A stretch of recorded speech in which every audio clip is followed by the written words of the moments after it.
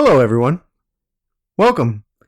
You may notice that this sounds a little bit better. It's because I got two hands currently, because I don't have to hold the microphone anymore. Let me see those hands. Here's one paw. Mm-hmm. Here's the other paw. Good beans. Here's the claws. Ooh. You're gonna get them. Oh.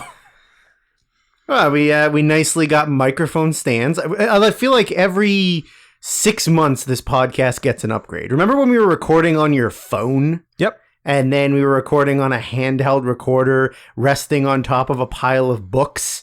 And now we're talking into microphones attached to a desk. Yeah, I feel like I'm a radio man right now we got the big microphone arm, thanks to noted non-creep Brandon. Not a creep. So thank you for upgrading the pod for this week. We'll see how things are looking next week. But so far, so good, Brandon. You're a good man, and we appreciate it.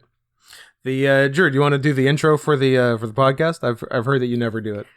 I never do the intros because my brains are mush, and I'm usually too busy doing a deep dive on Twitter creeps. That's true. You're doing your last minute research. Yes, someone commented that you never do the intros, and I said, "Oh my god, I think we just got live PayPal. Oh, drop everything, drop the fuck everything." Are we getting yet another request? Or the all request No, I was gonna say you got a confused look on your face. I am, but it's a good one. It's from the person who made this episode possible. Oh, Nicholas S., who paid for the 4 movies you're going to hear about in a minute, just sent a little more saying thanks for the Halloween episode. It's not even out, bro. What a guy. But he knew. He felt it. He could feel it. He could sense it. He could feel it. It was maybe he's got those invisibility powers from Sleepwalkers, and he's using it. He's in the room right now. I was not expecting extra power. Maybe he's in the room right now, and we don't even know. Maybe he's a Trans Am. Maybe he's a trans something, which is our big demographic. This is bigger by the day. This is the worst year of our lives, everybody. Frequently known as the news. I'm Scott. And that's also Scott. There's 2 Scotts Double today. Scott episode. This is the episode where we, and by we I mean I, reveal that Drew is just one of the characters I've been doing. I got Drew. I got Chinese guy. You got Abba Zaba. I got Abba Zaba. I've got gay Barack Obama. John Hamm. Mm-hmm. Nick Mullen as John Hamm. Let's be honest. Kelly Summers. Shane Sweeney. Mark Summers, former Nickelodeon game show host turned Food Network personality. Huh. He hosted were you ever a Double Dare guy? No. Loved it. No. There's like sloppy 80s game shows for kids. Yeah. Great stuff. One of those? Yeah. Love it. You're a regular George Strombolopoulos. Did he host game shows? No, but he was like a Much Music guy who then became a regular guy. He wished hard enough and became a real boy. He even did hockey for a while, which was fucking weird. I don't want Strombo doing sports. And then he had his own show on CBC, and then nobody watched it, so they were like, all right, we're done with this. And now, what's he up to? Wait, I think we're confusing 2 people with silly Greek names. Isn't George Strombolopoulos like the Good Morning America or like the Today Show news guy? No. Who's that? Al Roker. That's right. Noted Greek American Al Roker. That's right. I was confused. Who's the I don't know. Fucking Moussaka Papadopoulos? Sure. Doppelpopoulos? Doppelpopoulos. Hip Hop Anonymous. Hip Hopopotamus versus Rhinoceros. Flight of the Conchords reference. I was making a Big Daddy reference. Both good. When they're okay, wait, very, very quickly. Guys, I swear to God, in a minute, we're going to tell you how to send us money. I love the fact that in every Adam Sandler movie, like before, I don't know, like 2010, Rob Schneider plays nothing but racist, stereotypical ethnics. Oh, for sure. Because he plays, what is he, like, he's like Middle Eastern in that. What's that? It's Nitro Pepsi time? Yes. Carry on. Sorry. He's Middle Eastern in that. Yeah. He's definitely a Chinese in something. He's a right? Chinese. He's a Saudi sheik in Click. Yes. I mean, I'm pouring hard as per instructions on good. the can. No, you gotta pop it and just drink it. No. I literally got yelled at for doing that on DP. I made that mistake with cold brew coffee at work, where it was like super early in my shift, and I was just so tired that I was just like, I got it and just started chugging it, and was like, this is the worst thing I've ever drank. I don't know why you have to do that with stuff with nitrogen in it. Gotta mix them. You do. The nitrogen activates the follicles in the hair, and that's why you got such a luscious beard. Thank you. Because of the Nitro Pepsi. I have been washing in Nitro Pepsi vanilla. So you can follow me on social medias at Sarian's Hot Paws or Letterboxd Drew Sarian, or you can follow Scott at. Can you fix the Letterboxd one? It won't let me. It won't let me. Remember, I did it live on air that I changed my. You changed your username, but not my at. Hey, guess what? Speaking of ats, I now have a much easier way to tell people how to go to the fucking YouTube. Oh. Because YouTube just rolled out YouTube handles. So you can now listen to this podcast at youtube.com/@NotScottHenson. So I'm in line with my other shit. You can also follow my Twitter at @NotScottHenson. Are you noticing a trend?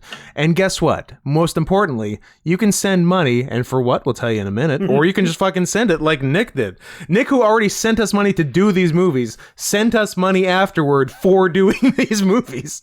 Yeah. That's a professional. Nick gets it. You could all stand to do a lot of things. First of all, I got a lot of problems with you people, and now you're going to hear about it.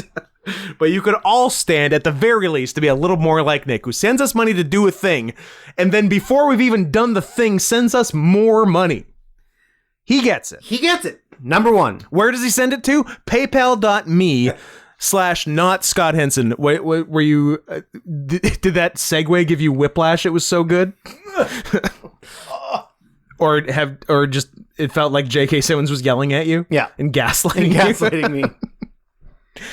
PayPal.me/NotScottHenson. The link is the thing I just said, or you can, if you hate writing things out, you can click on it in this very YouTube video and all of the YouTube podcast episodes. Where can you find those? The thing I already said, youtube.com/@NotScottHenson.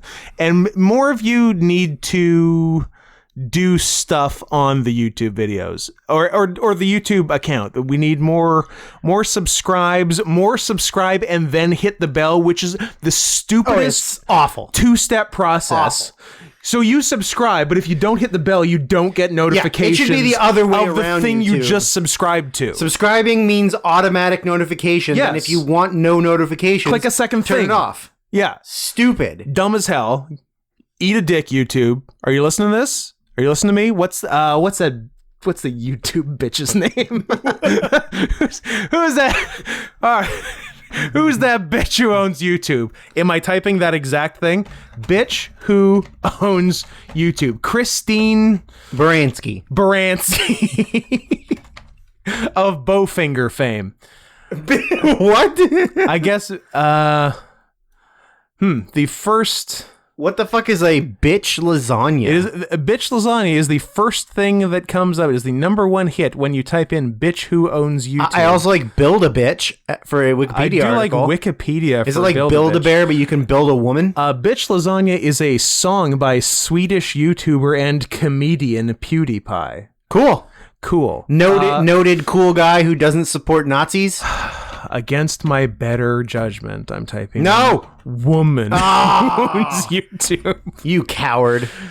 Susan Diane Wojcicki. Wojcicki.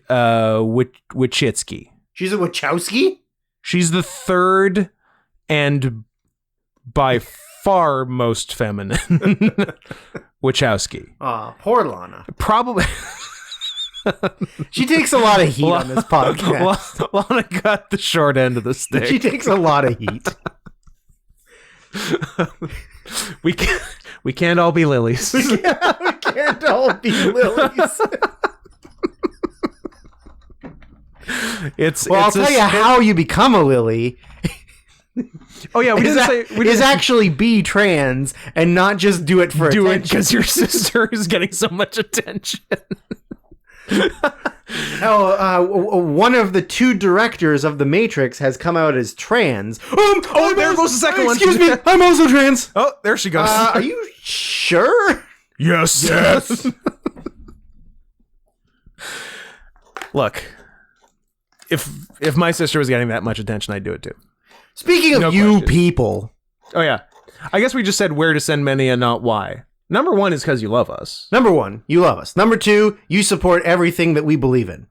and the things we need, And the things we need. surgeries, PlayStation 5. Those are kind of the big 2. I guess. Yeah.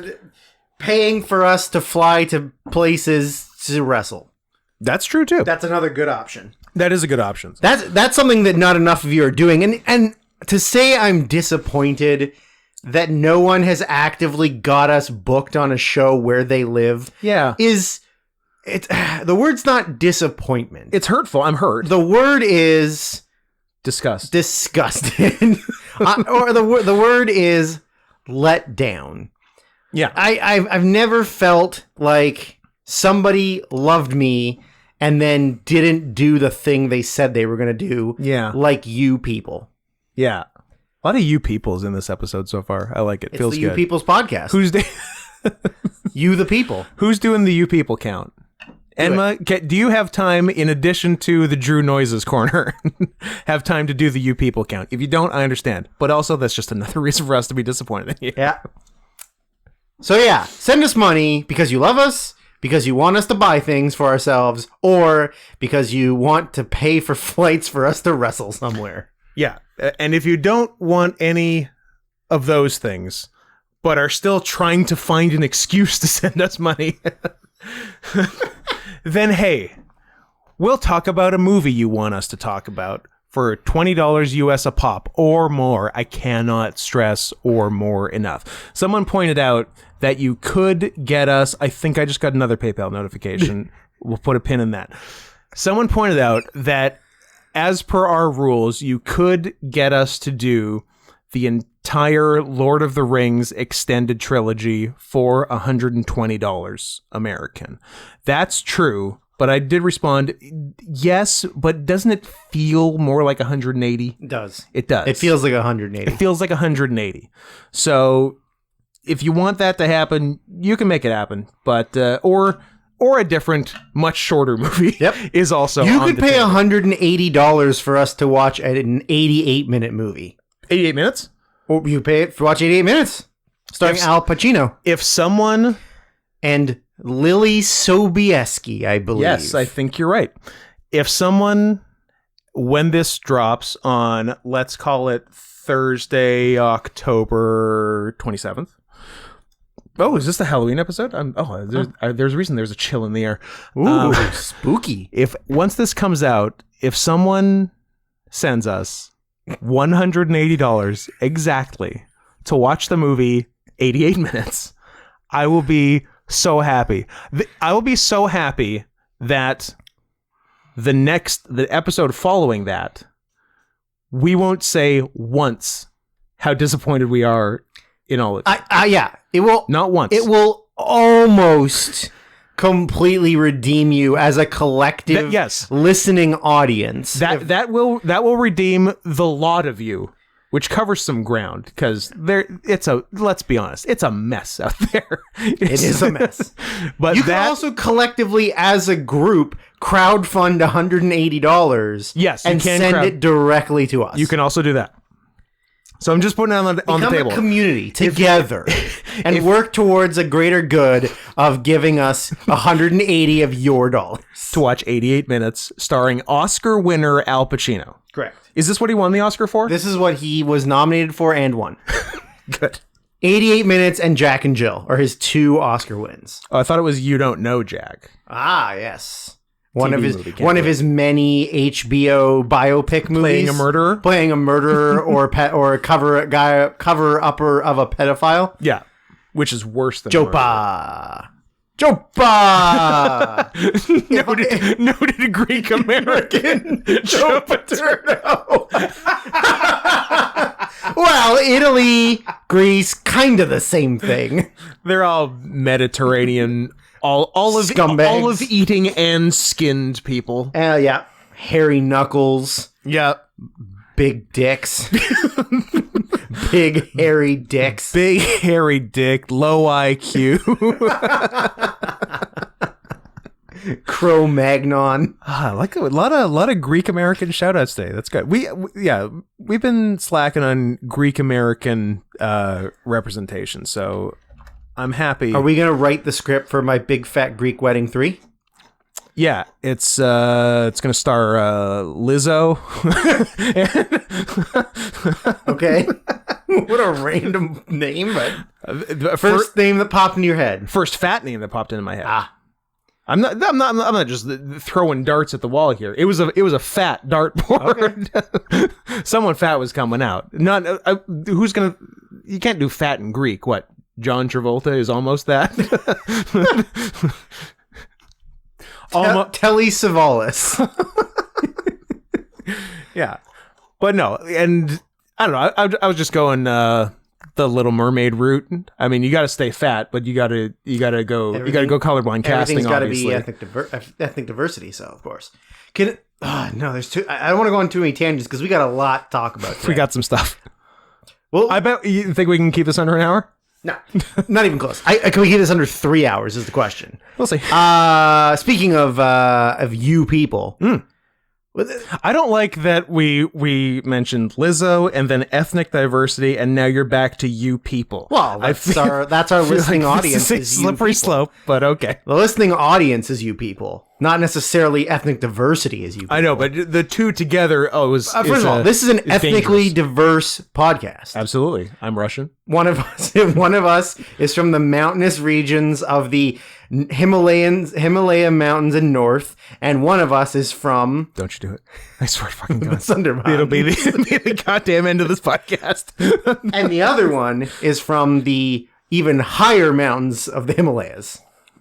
I don't know if the Himalayas go that. I don't know if the Himalayas go to Siberia. I mean, like elevation wise. Sure. Siberian mountains are lower than the Himalayas, so you're the Gotcha. North of the Himalayas, and I'm the Himalayas and west. Because I'm also in Afghanistan. You are also in Afghanistan and Pakistan. I'm latitudinally higher. Yeah. You're altitudinally higher. Altitudinally. Two words, unclear if they exist. I bet you they do. Latitudinally. No, okay. Now that you say it a second time. That sounds bonkers. Now that you're saying it without the rest of the words to insulate it, it sounds fake. Latitudinally. Relating to the position north or south of the equator. Boom. Okay. And altitudinally. Yeah, maybe. Altitudinally. Well, how is altitudinal? Oh, no. Definition of altitudinally. The height of a thing above a reference level. There you go. You were right. Oh, no. That's... that's Urban Dictionary. It's not Urban Dictionary. It's Suburban Dictionary. It's thefreedictionary.com. Altitudinal is a word, but altitudinally just redirects. Well, how can you have the adjective without the... I'm calling it a win. That's it. Over. Done. That's not who I thought you were going to call. I thought you were going to call the grammar police.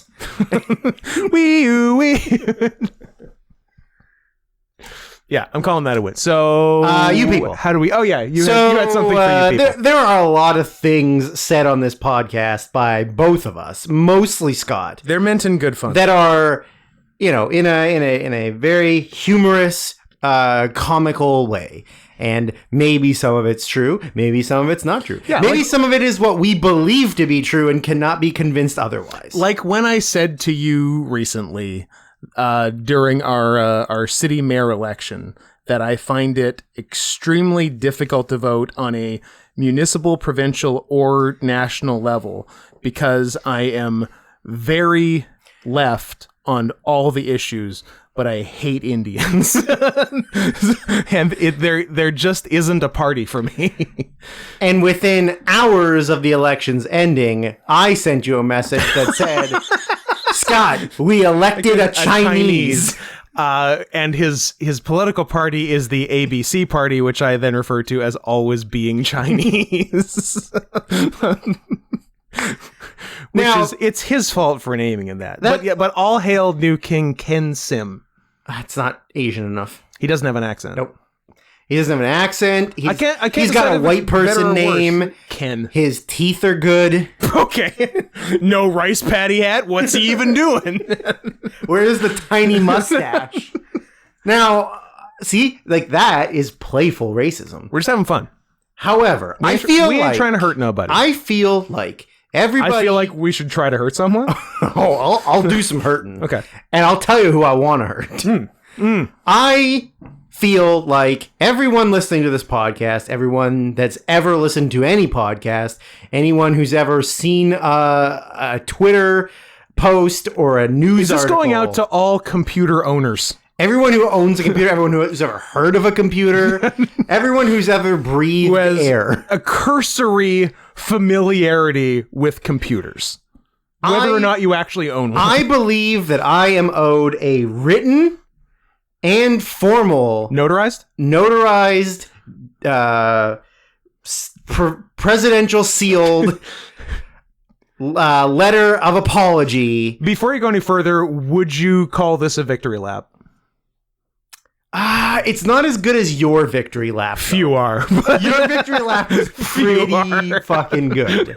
But this is still nice. This is a nice W. It's just nice to be an OG acknowledger of somebody who's a human piece of shit. And then when it gets proven and people were like, he's bad, he's garbage, I didn't know. I loved him in Cats. That's why you should listen to what I say. Because I'm so fucking happy that all of this shit has come out about James Corden just being a total little bitch pussy cunt. Piece of shit. The first clue should have been that England wanted him out. Yeah. That they're like, get out. No one here wants you. No one thinks you're funny. Go to America. Be on late night television where nobody cares. Yeah. Like if you had asked any British person from the time he got his late night show, or even probably before, like they would all tell you, good fucking riddance. We're so glad that you dumb Americans have to deal with him now because we are fucking done. So I screen capped a couple of things. Excellent. Putting in work. So these are just things that people have posted on social media about him. So in June, James Corden was here at a table. This is from like a server at a restaurant called Balthazar in Los Angeles. I've been. It's a lot of industry types go there. Yes. Is it owned by Balthazar Getty? Yes. Sick. It's actually owned by John Paul Getty III. Oh. Yeah. So yeah, he after eating his mate, after eating his mate, who is the Army Hammer.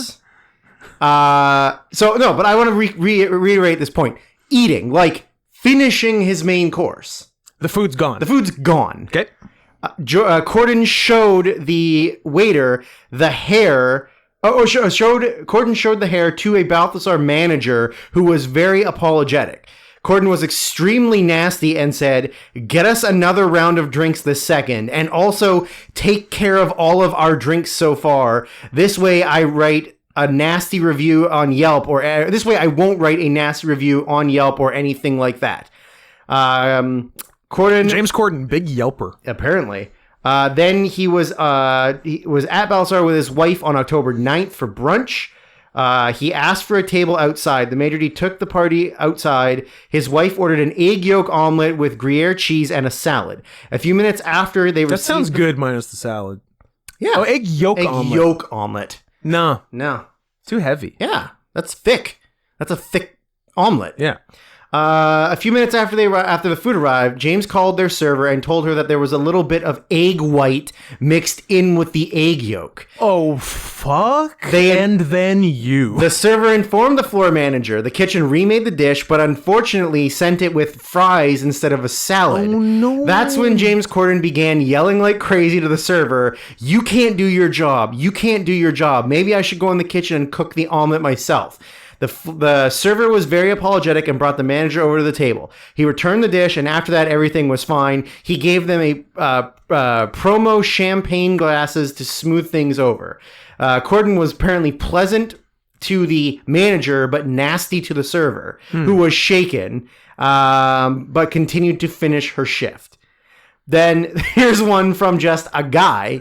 "Hey, James, you won't remember me, but me and my friends sat at a table next to you and Harry Styles and some others at Manchurian Legends in London's Chinatown about 6 years ago. We didn't bother you, but we were you were a massively entitled cunt who yelled and treated the waitstaff like shit. And when one of my party politely suggested you calm down, you got really aggressive and threatened, parentheses, in a chubby way like a boozy panda." Okay, I love... threatening in a chubby way. In a chubby way, like a fat, boozy panda. I'm probably guilty of doing that at some point in my life. I have probably chubbily threatened someone. Yeah. Then he said, "So my question is this. Why did Harry seem so cool while you were such a massive throbbing bellend?" So he's like a restaurant bitch. He's a restaurant. I think he's just in general service bitch. Yeah. So the final one is on a plane. So half an hour into a New York to London flight, a passenger in business class noted a woman was with a crying baby being brought through the curtains by a flight attendant. They looked on in mild horror as they saw the attendant direct her into an empty seat next to James Corden. Expecting a huge celebrity hissy fit to kick off, James Corden's cabin mate were impressed to see that he didn't say a word or make any sort of complaint. He simply put on a pair of noise-canceling headphones, pulled an eye mask over his eyes, and turned away from her to sleep. Pretty decent of him, right? When the plane landed, though, passengers were surprised to see Corden remain seated as the woman and the baby struggled to open the overhead locker. And even more surprised when she turned to Corden and said, "For fuck's sakes, can you at least hold the baby while I get the bag down? The woman was my wife and the baby was my baby." I mean, not as bad as the other ones, but still. But still nice. That was pretty funny. I like that. Yeah, so he's like new Ellen, I guess. He's new Just Ellen. Like, is it an inverse proportionality between like how nice a host they seem and what a piece of shit they are in and real like life? there's also like a you because it's like you can only be one of three things. Yeah. You can be like a super nice television personality who's like popular and loved by everyone. Mm-hmm. You can be a regular human being who everyone likes and is very like humble, or you can be a good comedian. Yes. You can't be two of the three. So the Venn diagram is three separate circles. Three separate circles that don't touch. Yeah. Unless and then there's a little tiny circle in the middle that says like gay or secret gay. Of course, that's part of it. But yeah, anyways, I've been wishing that somebody would stomp on James Corden's throat for years. So everyone owes me a written and formal apology. I think that's only fair. I took screen caps of those from Twitter so I could remember the comments. I also don't remember if I sent you the USA Today post that was Texas schools are sending parents DNA kits to identify their kids' bodies in emergencies. Like, your kid is going to be school shot. Yeah. So let's have the DNA on file so it's easy to identify. So when we find just like a mangled body with no face and the teeth are exploded everywhere in the room, we can just like take a little bit of blood and like, oh, it was your kid. Yeah. Like, look, your son is getting Uvalde. There's no two ways about that. It's happening. So let's, going forward, at least make it easier after the incident. We want to do as little police work as possible. Yeah. And the way to do that is to identify your kids when they get shot. Yeah. And don't have a face anymore. Exactly. Then we can stop looking for them.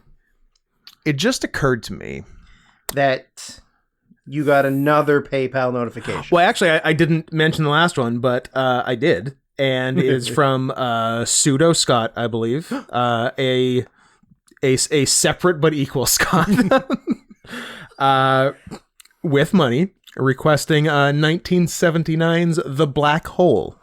Disney's try to do Star Wars in 2001. Yeah.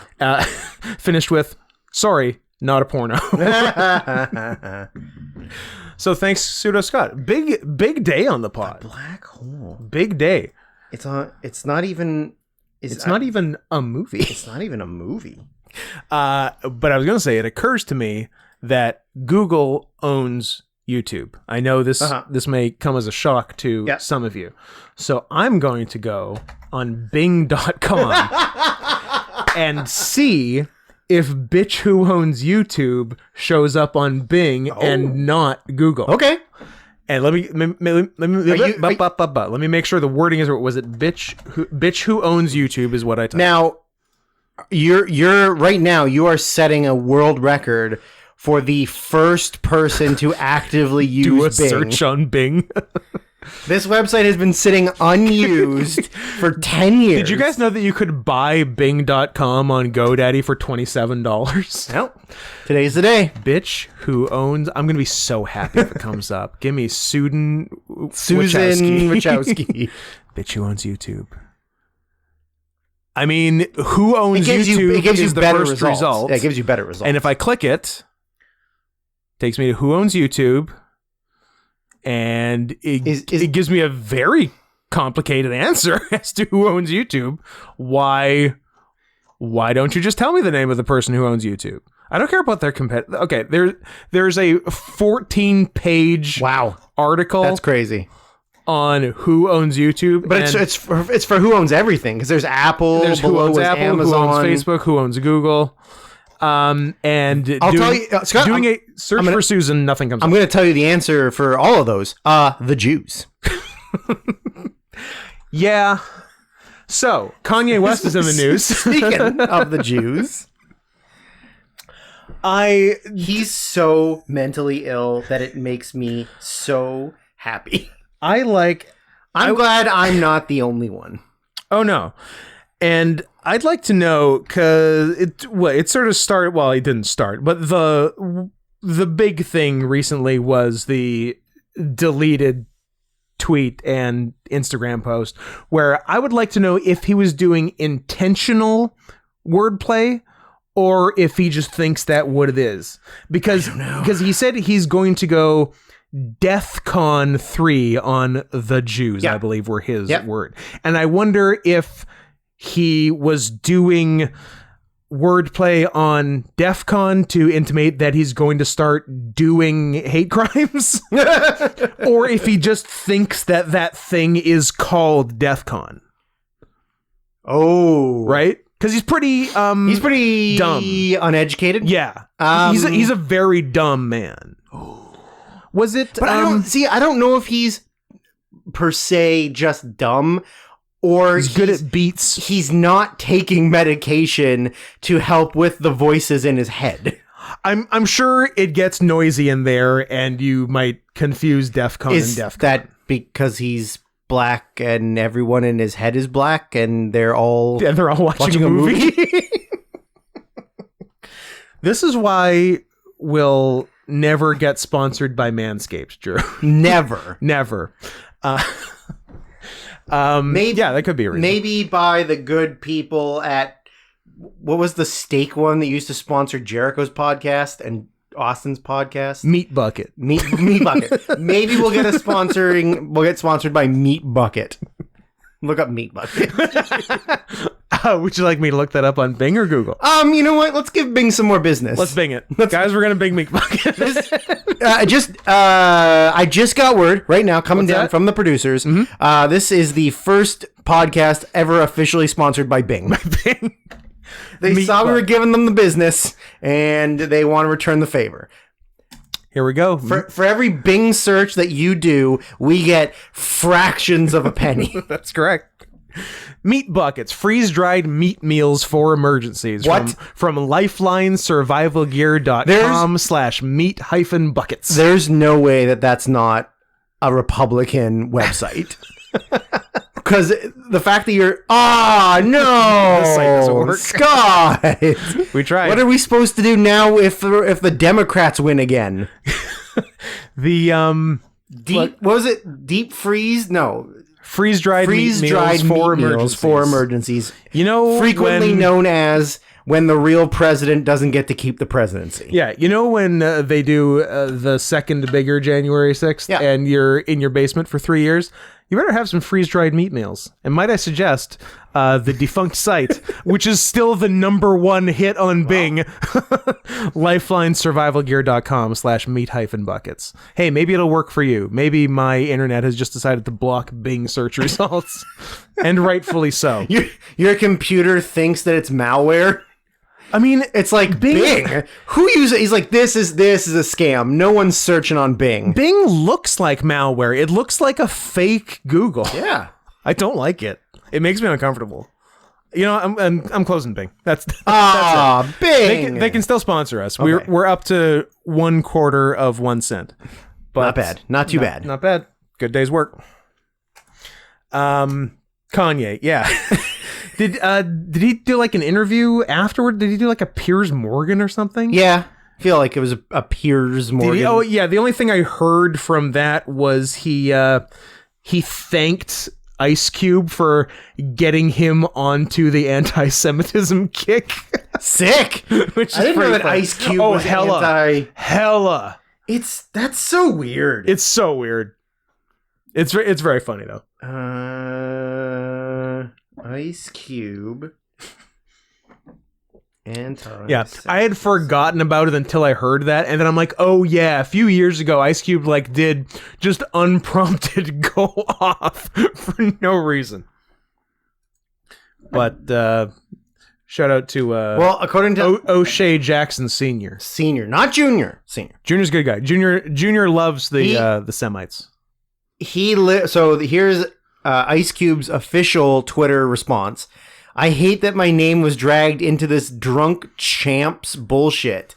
I don't know what Ye meant by his statement. You're going to have to ask him.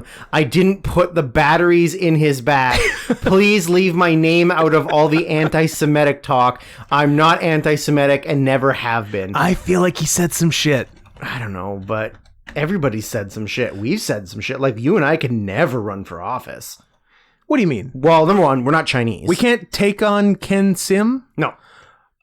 Hey, dailybeast.com, June 2020, Ice Cube's long, disturbing history of anti-Semitism. There's a Twitter response to Ice Cube saying that. It just says, I'm not sure who else needs to hear this, but simply saying, I'm not anti-Semitic does not, in fact, mean you are not anti-Semitic. And it has the link. It has the link to this article.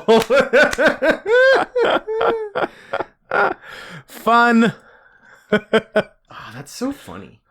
Like, one group of just oppressed, hated on, like, marginalized group of people who then just, like, turns on another one instead of just turning on the whites. As long as we're just gonna keep as long as we keep them all infighting with each other, nobody then comes looking for daddy. Nobody's gonna hold us down and rape us.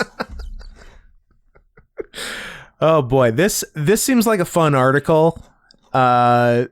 It's longish, but that's worth getting into. But also, P.S. Ice Cube is like well known as the biggest fucking sellout in the world, and we've said that a lot on this podcast. But this is getting him a few points back. This is getting but most troubling of all, the rapper and actor was accused in May 2015 of ordering his entourage to beat up a rabbi.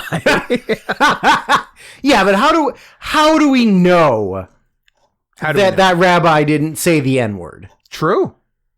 You're telling me that you're just immediate. It's like the whole what time are we at on the podcast? Show me the numbers. Great question. We're sitting around the 39-minute mark. Oh my god, we're gonna do this. It's the whole like canceling someone for something that happens with okay. Drew's professional hockey league corner at the moment. a professional hockey player named Ian Cole, who plays for the Tampa Bay Lightning, was accused of sexually grooming and sexually assaulting a girl like years ago before he played, or when he like first played in the NHL. Yeah. This was brought to light on a Twitter account that was created the day of the accusations. 0 followers, following nobody, with a statement.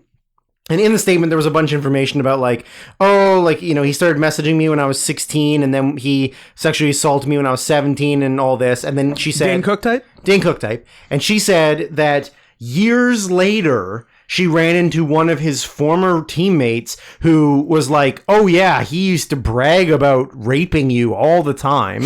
So the league temporarily suspended him while they investigated. That just seems like the teammate being a dick. But also, like, why is he going to remember that one thing that one teammate said, like, 15 years ago? Yeah. And he's going to be like, oh, yeah, I remember you. He used to brag about you. He bragged about you in the locker room on it was you. March 27th, 2007. Yeah, that was you. Yeah. So NHL, like, reached out to this person's account. Because there's literally the only information about this supposed grooming and sexual assault is the one Twitter post that was made by this account that has 0 followers, 0 following, didn't tag like at NHL or any of that stuff. And was created 1 week ago.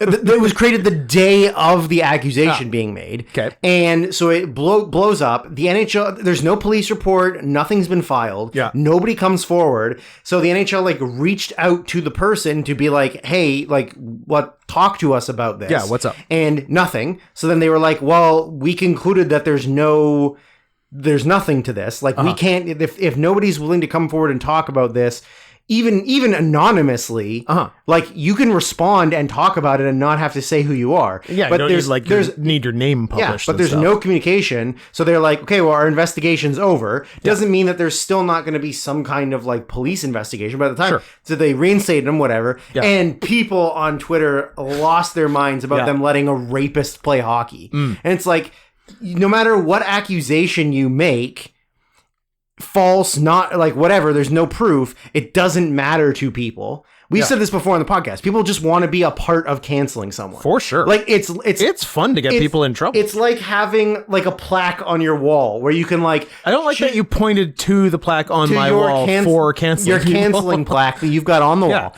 where you can chip in, oh, I helped get Ian Cole canceled. That's going to be right up there on my record books. I got my Louis C.K. on there. You got your Louis C.K. on there, yeah. So...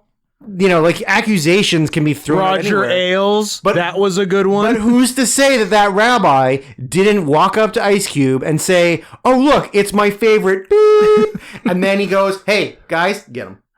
To be fair, the rabbi seemed to be being complimentary. He said he was his favorite. Mm-hmm. So it's true. I think that was unwarranted. But then he showed him his with attitude. So.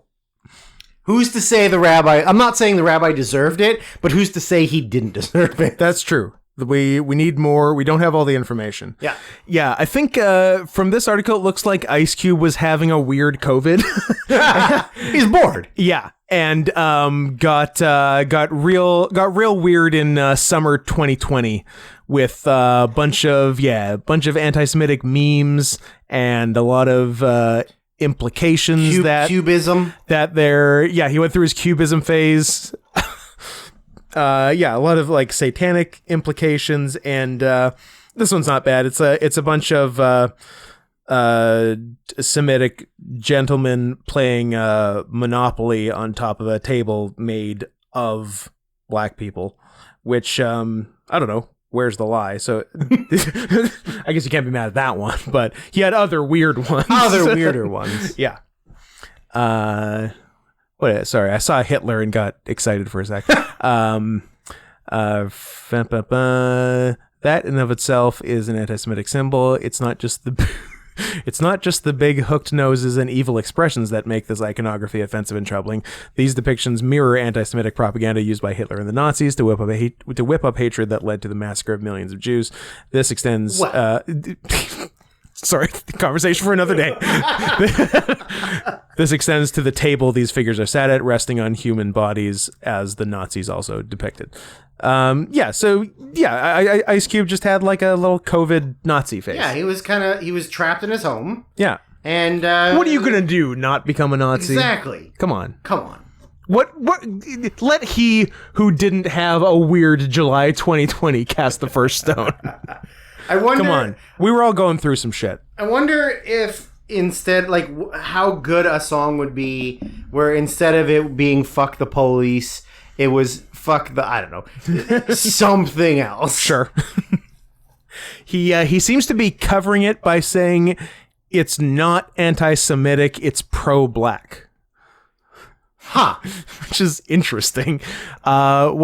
In responding to charges of anti-Semitism, minor stroke.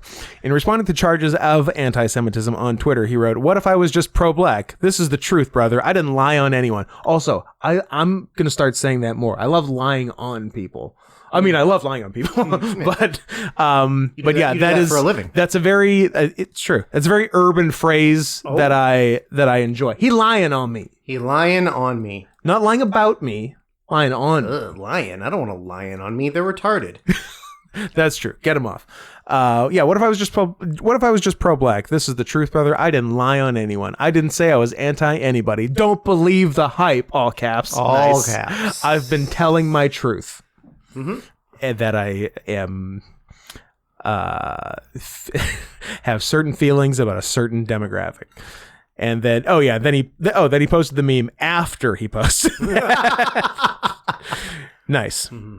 Nice. So yeah, that's what's up with Ice Cube. Last week I alluded to a follow-up piece of news that we didn't have time for, that people were sure I would forget. Oh, which we have time for today, so... Which I did not forget, and I'm looking at right now, but we don't have time for today, so we'll do it next week. And I will definitely not forget it in another week. Just leave it in your notes? What are the odds of that? I will, but I'll still forget it. But we're not doing it. So don't think I forgot, and don't think I'm just putting it off a week so I can... because I forgot, and I'm trying to remember by next week. That would be very insulting if you thought that. Yeah, but yeah. So yeah, it's coming. It's it's a good follow up to a previous interesting piece of news. Mm-hmm. But we should we do the other one we had, or do we save that one too? Do we just tease everything for next week? We got 4 fucking movies to talk about. I know.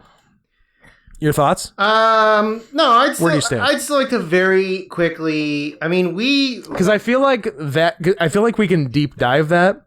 Oh yeah, you're right. Because we only have one movie next week. And we only have one movie next week. And yeah, okay. Because yeah, here's where we stand. I know people love peeks behind the curtain. People love to see how the sausage is made, I believe.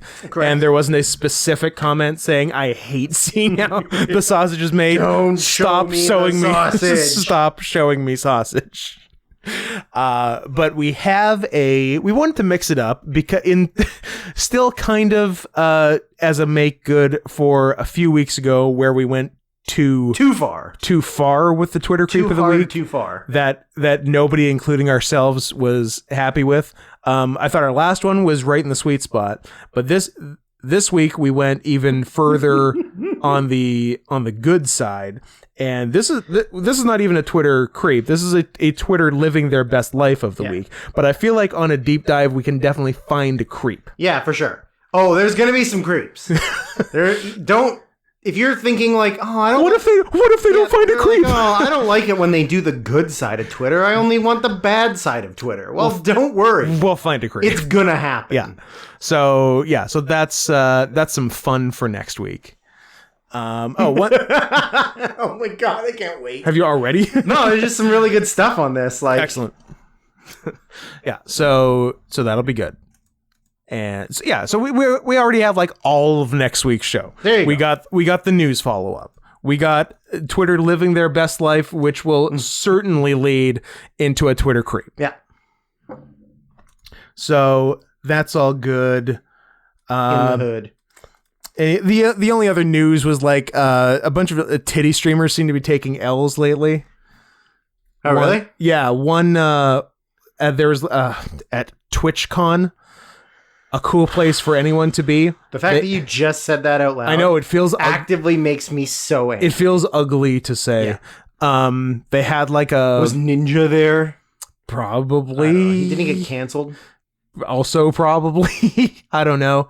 I do know a bunch of people were like harassing Hassan because he won't box Sam Hyde. Okay. But yeah, I guess they had like a foam pit or something there, but it was like 1 foot of foam on top of concrete. And a girl straight up broke her back. Yes. Yeah. Love it.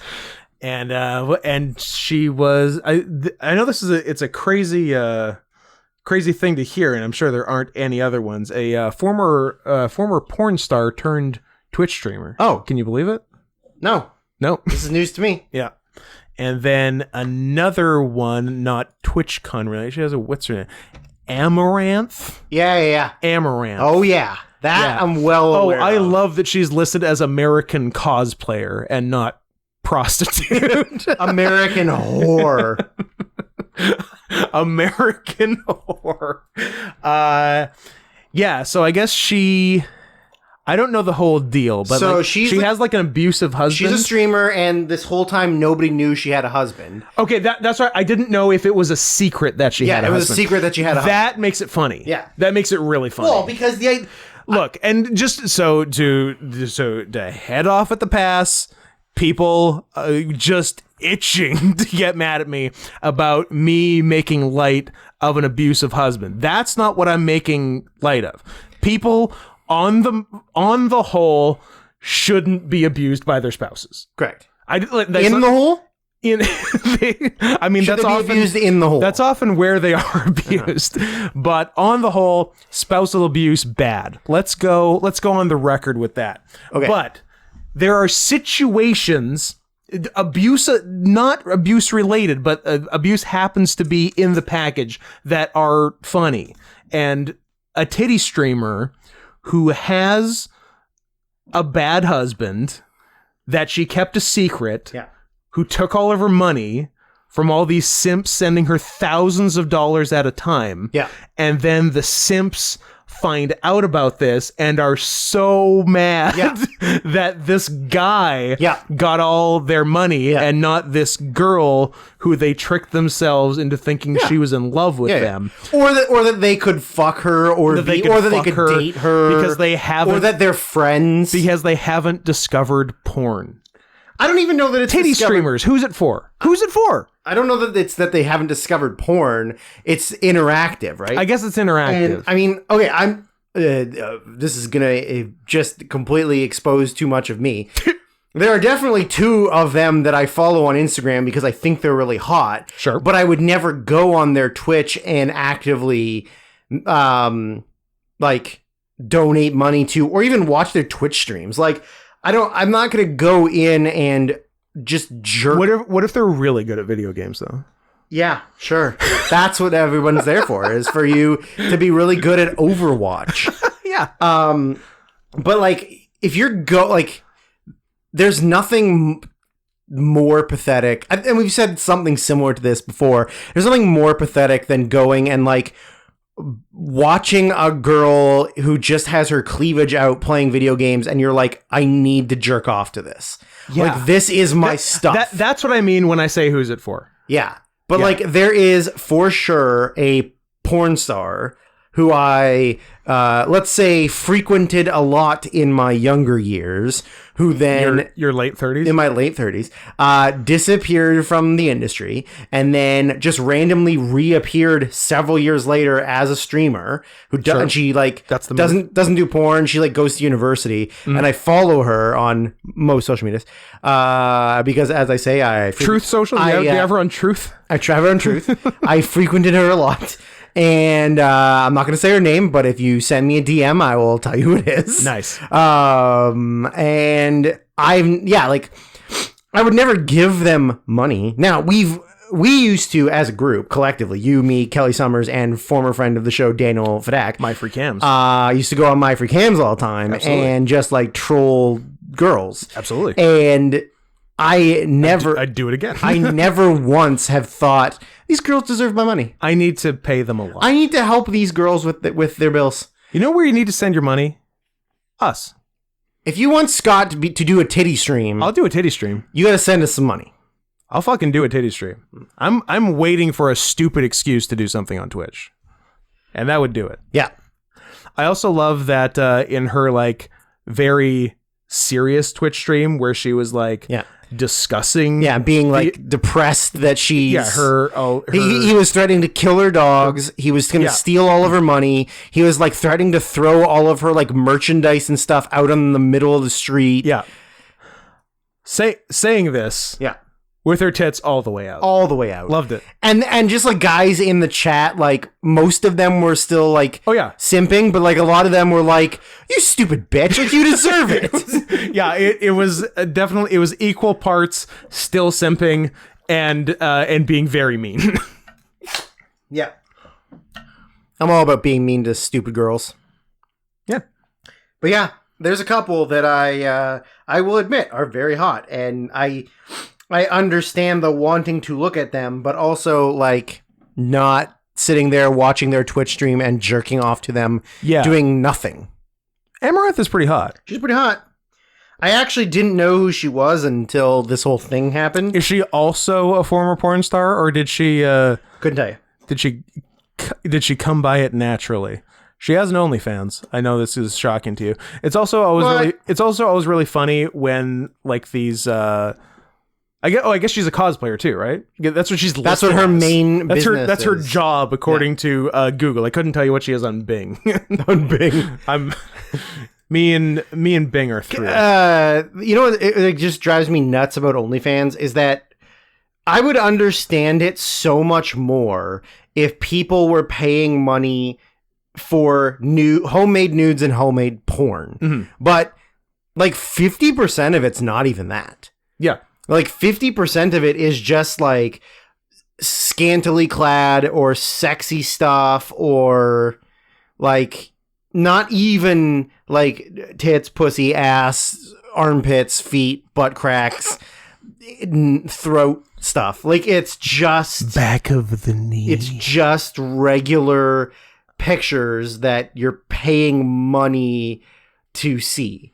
But like it's not even like, how are you just getting erect to a slightly less dressed person that you see all the time? A question often asked of me, how are you just getting erect? How do you even get erect? But yeah, it was funny. Was this today? Yeah, someone messaged me today saying that whole cosplayers dressing scantily aren't here for your arousal thing kind of falls apart when they all have an OnlyFans. Yeah. Or like there's several alternatives to OnlyFans that they all have. Yeah. You don't deserve to get beaten by your husband, but also you can't be surprised when you like don't say anything to everyone who's watching your streams every night that you are like, oh no, like I don't have a boyfriend. No, I'm single. And then you're like, oh, my husband's been beating me for 2 years. Yeah. It'd be nice if it wasn't that far. Just the reveal, the reveal of a husband is funny enough. Like that's the funny part. It's not funny that he's abusing her. No, like it's funny that she's been pretending to be single to get money, more simps. Yeah, of course. And because what am I gonna give money to a married woman? Disgusting. Disgusting. The fantasy is where the money's at. Exactly. Oh, if I ran into this person on the street and I said that I follow them or subscribe to them, they're gonna fuck me. That's the mentality. Yeah. Oh, I've donated money to you before. Like, okay, let's go fuck in this alley now. We are to having sex now, baby girl. Yeah. Please be showing me your bobs and vagina. I assume it's 98% Indian guys. No, they don't spend money on things. Just ask WWE. No. Horny and cheap. A tough combo. I think it's mostly Americans. I guess it is. Like, yeah. Because they're Indian Americans? No. Maybe doctors? Ooh, doctors. Dr. Surgeon General Sanjay Gupta? Yep. Surgeons General. Surgeons General. I want another PayPal. Nothing yet? Nothing's coming in minutes. Two in the last hour is not enough? This isn't bad. No, well, you're a greedy boy. I'm such a greedy boy. Once I start getting it, I can't have enough. Nope. If one is good, then 100's better. Yeah. But, I don't know. I guess we can... Is that all of our news? It is all of our news. Oh, I have a very short news follow-up, not to be confused with the longer news follow-up, which I'm definitely going to do and not forget next week. Okay. The news follow-up was damn it. No, I have it, but I wanted to recognize who it was. Unceded and stolen land that we're recording on right now? No, I don't want to recognize that. Although it would be funny if we did do a land acknowledgement before every podcast, but take it back or shut up. That's the land acknowledgement. That is how I will acknowledge the ancestral territories. Hey, Musqueam, Squamish, and Tsleil-Waututh nations. Just saying it sounds so funny. Take it back or shut up. No, because I had mentioned it. It was the person who pointed out on stream, and I think, and also listens, obviously also listens to the podcast because they know more about it than us. Yeah.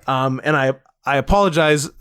Tell me again who, if I had done the slightest bit of legwork here, I would just have it. But tell me again it was you, and I will acknowledge you if I don't forget, because I never forget anything. The person who pointed out that August was your 1 year furry coming out anniversary, and I forgot to mention to you that because they had originally said it on stream when Adam and I were streaming, and then when I mentioned that comment on stream, Adam's response was, "Wait, 1 year? Did you say 1 year anniversary?" It's funny because 5 years ago I also could have told you, but I thought that was amusing. That is pretty funny. 1 year in 2022. It's been 1 year. So yeah, I guess we should talk about 4 movies now that we're past the 1 hour mark. What do you think? Where do you want to go with the podcast? I'm feeling real loosey goosey. I could do whatever. Well, we could not do the movies at all. I think it'd be very funny to have received extra money from the person we're doing this for during the podcast and then not do the movies. That's really funny. Your thoughts? And really mean, but also really funny. I think Nick is a good sport. And I think he would like it. I think he would like it so much he sent us more money. Yep. No, he wouldn't, and I wouldn't blame him. But so here's what we're doing today. Young Nicholas S. got a real jump on the All Request Spectacular, so much so that it hadn't started yet. And wanted to know if we could do 4 movies by the end of October. And I said, fucking, I don't know, man. We got requests coming up. Just hold your goddamn horses and do it with the rest of them. And he's like, yeah, and he was annoyingly nice about it. He was like, yeah, I can do that. I was just thinking they were sort of Halloween-y movies, so you might want to do it by then. I'm like, fine, I guess you gave us all this money. I guess, God. I guess we'll do it. So, yeah, so we got ourselves, and I got real confused with one of his picks, because it was 1985's Return of the Living Dead, and I'm like, didn't we do this? And it was because he had, for a previous All Request, picked it, but then changed it. But I think in the interim between those two events, I had watched like the first 5 minutes of the movie. I'm like, why do I feel like I've seen a little bit of this movie that you've requested? Why does this seem vaguely Did someone familiar? in the last All Request ask me to watch the first 5 minutes of this movie? Also, P.S., you guys can do that. Do not feel shackled to a whole movie. Yeah. If there's a scene you like say we just did, minutes 8 82 to 85 of Pinocchio 22 the other week. So if you got anything like that, hey, great. You still got don't get me wrong, you have to pay full price. Still full price. But it's no discounts. No discounts. No free rides. No free rides. But it saves you and us needless You and I. sex. Needless energy. So we've got I didn't write down the years, so I'll do them from memory. 1985's Return of the Living Dead, 2007's Trick or Treat. The pirate Halloween movie. 2006's Behind the Mask, The Rise of why do I want to say Leslie Gore? Who's Leslie Gore? I don't know. Is she a singer from the 60s? Sure. Are you sure she's not a porn star turned titty streamer? Could be. Leslie Gore, American singer. Her picture's in black and white. Good sign that I'm not old. Oh, she did It's My Party. And I'll cry if I want to. In 1963. Huh. I was 12, and it was the hit of the summer. Yeah. There we go. So that's why I think it's Behind the Mask, The Rise of Leslie Gore. Okay. But also Vernon. And 1992's Stephen King's Sleepwalkers. Correct.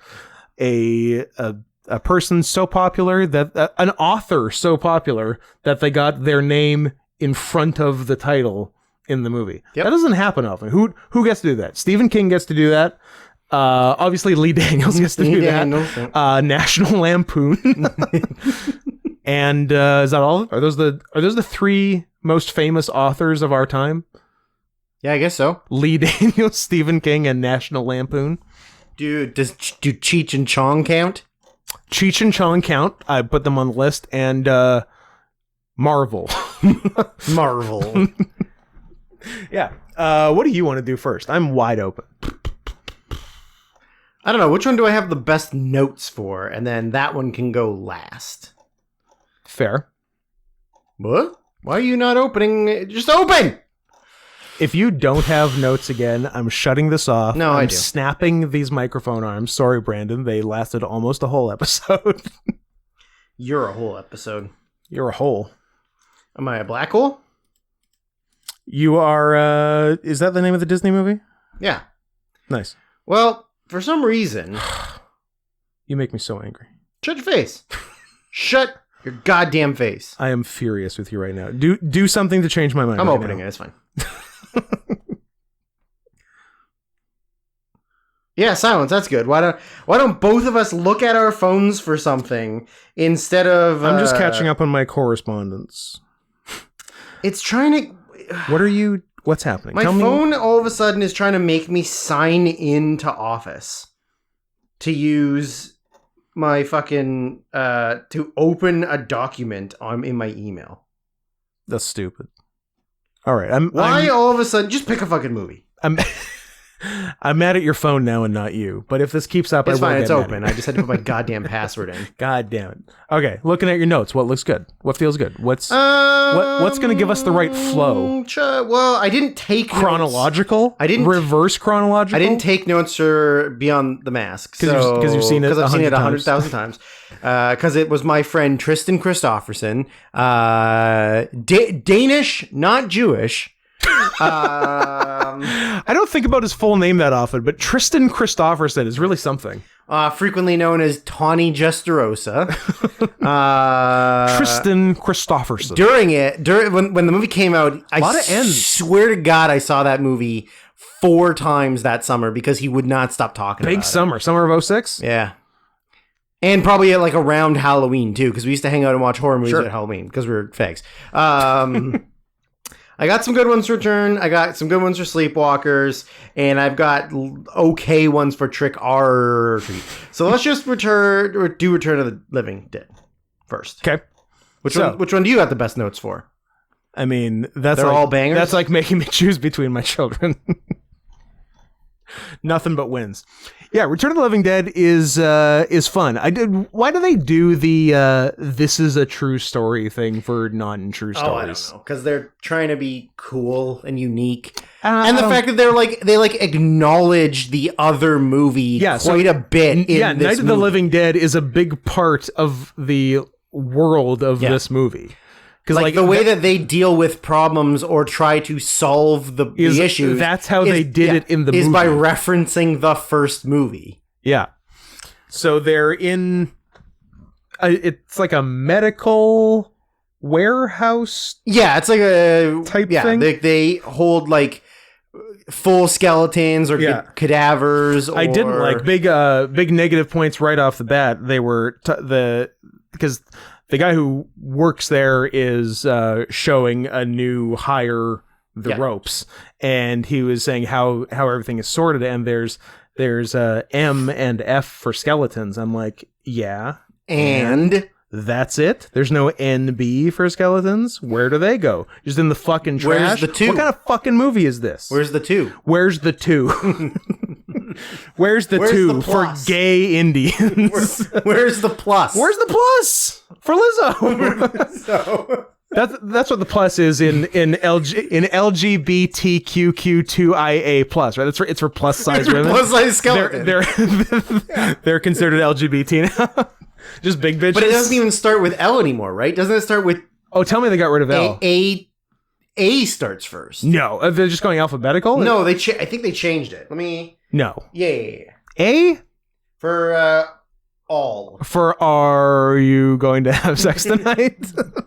A. No.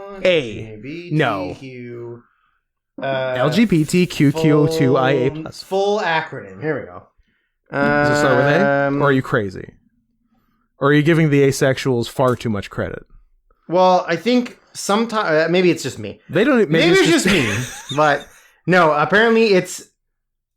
Yeah, so we said this in the podcast before, but it is apparently LGBTQQIP2SAA plus. Tell me the P is for pedophile. Did they finally get in? No. Did we do it? No. What is it? Lesbian, gay, bi, trans, queer, questioning, intersex, pansexual, two spirits, asexual, and ally. Allies are real fucking... It's just nice people? Just nice people. People are cool with that whole acronym. If you're nice, you get to be on the spectrum. But didn't you and I... Sex. Change it to... What did we change it to? Like, BTA?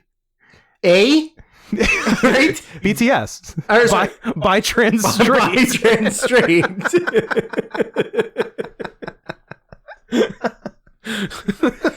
All those other ones. And our favorite K-pop band. Just fall within those other names. Anyways, back to the skeletons. Pansexual's bullshit, Pansexual's bullshit. Putting ally on there is ridiculous. Two spirits is just gay. It's just, yeah. And like... You can't have pan and bi. You can I'll let you pick one. Bi and questioning. Questioning is because you're either get off the fence because you're questioning whether or not you're gay or straight. Yeah, which that's not bi though. Bi is like I'm gay and straight. Yeah, that's fair. Ain't nothing gay about getting your dick sucked. No, hole's a hole. Hole's a hole. I also something else came up and I don't know. Are you on Bing? I'm on Bing. I'm giving us a fraction of a cent. But, oh my God. There's another one apparently that the community, is trying to LGBTIQCAPGNGFNBA. A lot more National Basketball Association at the end. Okay. So if you're part of the NBA, if you're a professional basketball player, you're on their spectrum. Stands for lesbian, gay, bi, trans, inter, queer, questioning. Yeah. Then it's a mess. Curious, asexual, pansexual. But shut up. Shut your dumb mouth for a minute. You get questioning and curious? Yeah. Come on. Asexual, pansexual, gender non-conforming, gender fluid, non-binary, and androgynous. I'm angry now. Can you add a fourth A on there for angry? Yeah. Because I'm angry now. I can. I mean, there's so many terms, but time to cancel this movie. Time to cancel this. The gall of questioning and curious. Questioning and curious. Get the fuck out of here, you greedy pigs.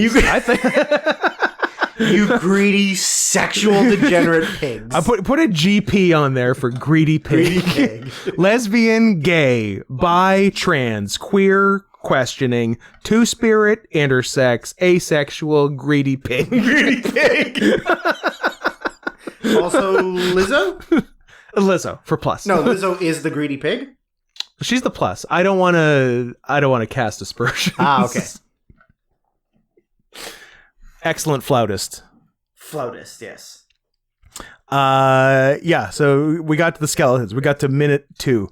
And I like that they mentioned that all the skeletons come from India. Yeah. So I'm like, so are all the reanimated corpses going to be like Romeo dialing and looking for baby Charles? I also like the subtle racist thing of like, if they're all from India, how come they all have perfect teeth? that was weirdly racist. But that's okay. So the one thing about this movie and Trick or Treat is that there is like everything is the director, writer, whatever being like, I like horror movies, so I'm gonna put in very subtle little things from every horror movie I like. So was there some other horror movie that was mean to Indians? Well, the idea is that in Poltergeist, when they're under the house and it's flooded and there's bodies, that somebody put real skeletons in there because they're easier to get than the cadavers than the fake ones, and that's like makes sense. A reference. So Cool. Stupid. I haven't seen Poltergeist. Okay. I have seen Poultry. Yeah. Because it's got a cool drone shot flying into the demon world or whatever. Ghost world. Poltergeist world. Because it has turkey TF. Oh, Poultrygeist. Poultrygeist. Ah. Yeah. Trauma. Yeah. Wow. I fully have schizophrenia. Instead of Lloyd Kaufman, yeah, I was going to say Leonard Cohen. You know, the Leonard Cohen movie, Poultrygeist. Close enough. But yeah, Poultrygeist is sick. Yeah.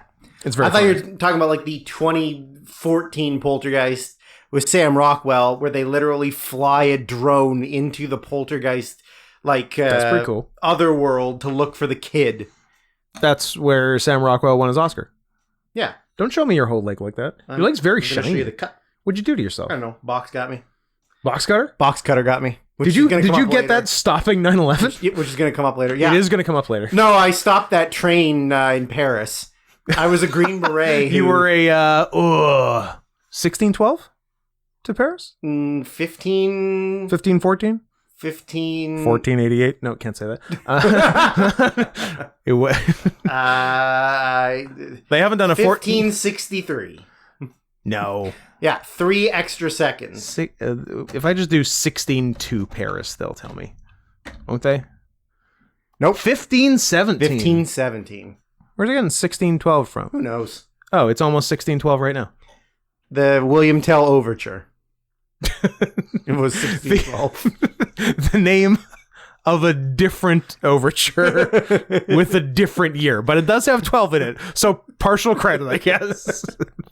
Hey, I'll take a C. Put it on the list. LGBTQ. What else is going on? I mean, I'm curious. I guess you're curious. You're right. a cat. But isn't bi-curious and curious the same thing? A fucking course it is. So why is it on there twice? Why is questioning on there too? I don't know. Well, But- yeah, maybe it's all about action. Like, bisexual means you are being sexual with 2 different genders, 2 of the different genders. Well, see, I had the and same curious issue. is just I wonder if I would like it. So one's actions, one's thoughts. Yes. And questioning is just maybe I would be. I don't know. Yeah. Because I had the same issue with asexual. I thought it meant that I was a sexual person that would like to have sex with you. Yeah. But apparently not. Apparently not. Apparently I don't want to have sex with you. Yeah. Yeah, so in the tour of the medical facility, I don't know, the guy showing him around is playing it real fast, and there's like, oh yeah, here's these like super dangerous containers with crazy bodies in them, but they're super tough. Whack, break, steam, gas. But aren't the, because like they're saying those are the bodies, that were based on the story for, like, those are the real bodies that the original Night of the Living Dead is based on. Yes. And they accidentally got shipped here, and the government's just never dealt with them. And they're just here forever. Yeah. Yeah, it's an odd setup. It's bizarre. Yeah, it was a weird way to get there. But that's the deal. That guy, the actor's name is Clu Gulager. It can't be Gulager. It's just Gallagher. Gulager. There's no way it's Clu Gulager. Clu Gulager. He's a Western guy. Yeah, Western guy. The only thing I knew him from before that was he's in the movie Feast. Which is also very good if anybody wants to pay us money. It is Clu Gulager. I told you. Anyways. I would bet you money it was Gallagher. The original person that was supposed to play that role was Leslie Nielsen.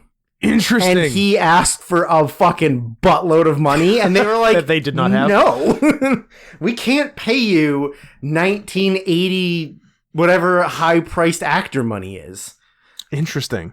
So they go down into the basement, the sub-basement. Oh, there was also cut in half dog cadavers. Big fan of alive but cut in half dog. Yeah, that was pretty weird. Great.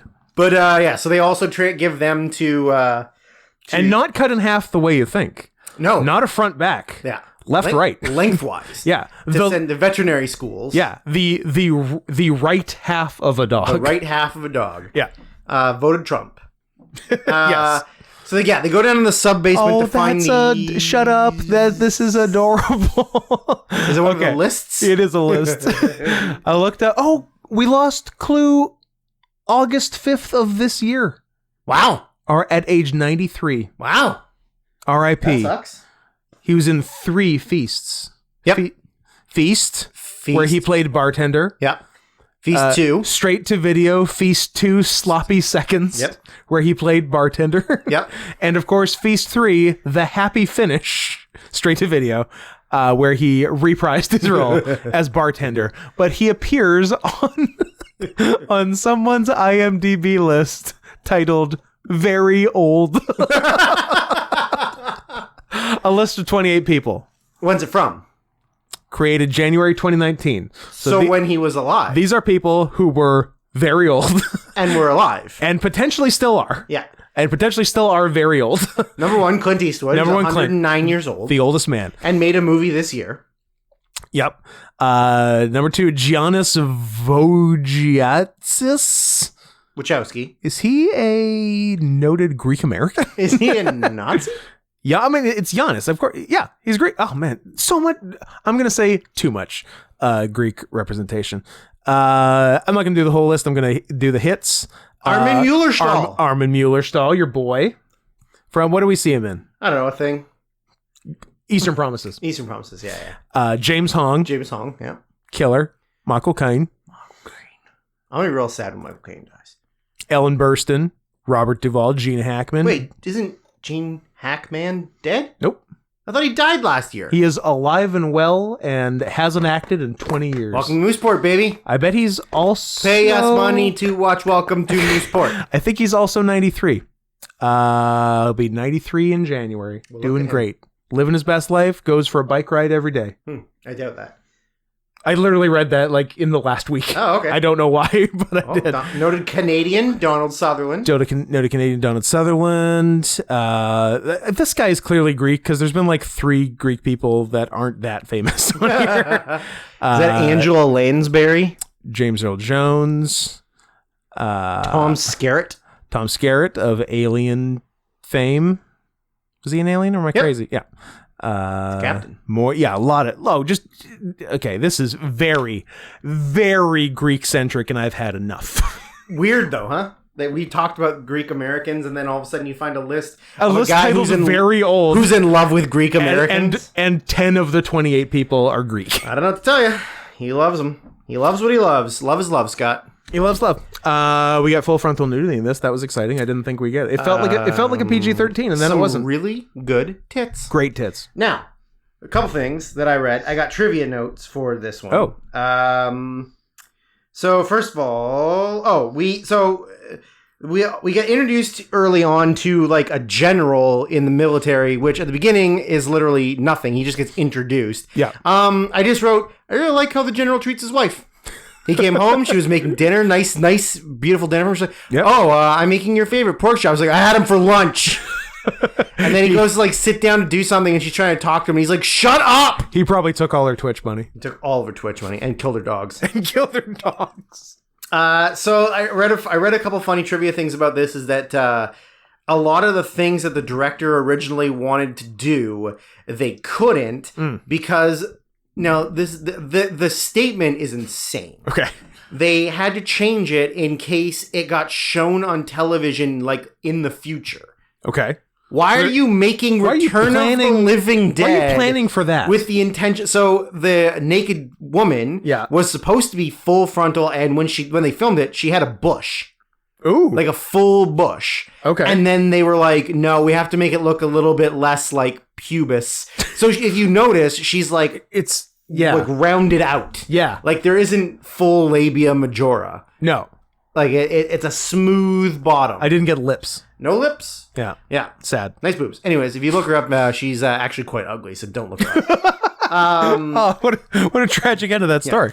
So, anyways, they go in the basement, and the canisters explode, leak. Yeah. The two of them pass out on the floor. Then the night at the museum happens, where all the it's a full night at the museum. Yeah, it's a Teddy Roosevelt and Ben Stiller have to stop half dogs from coming alive.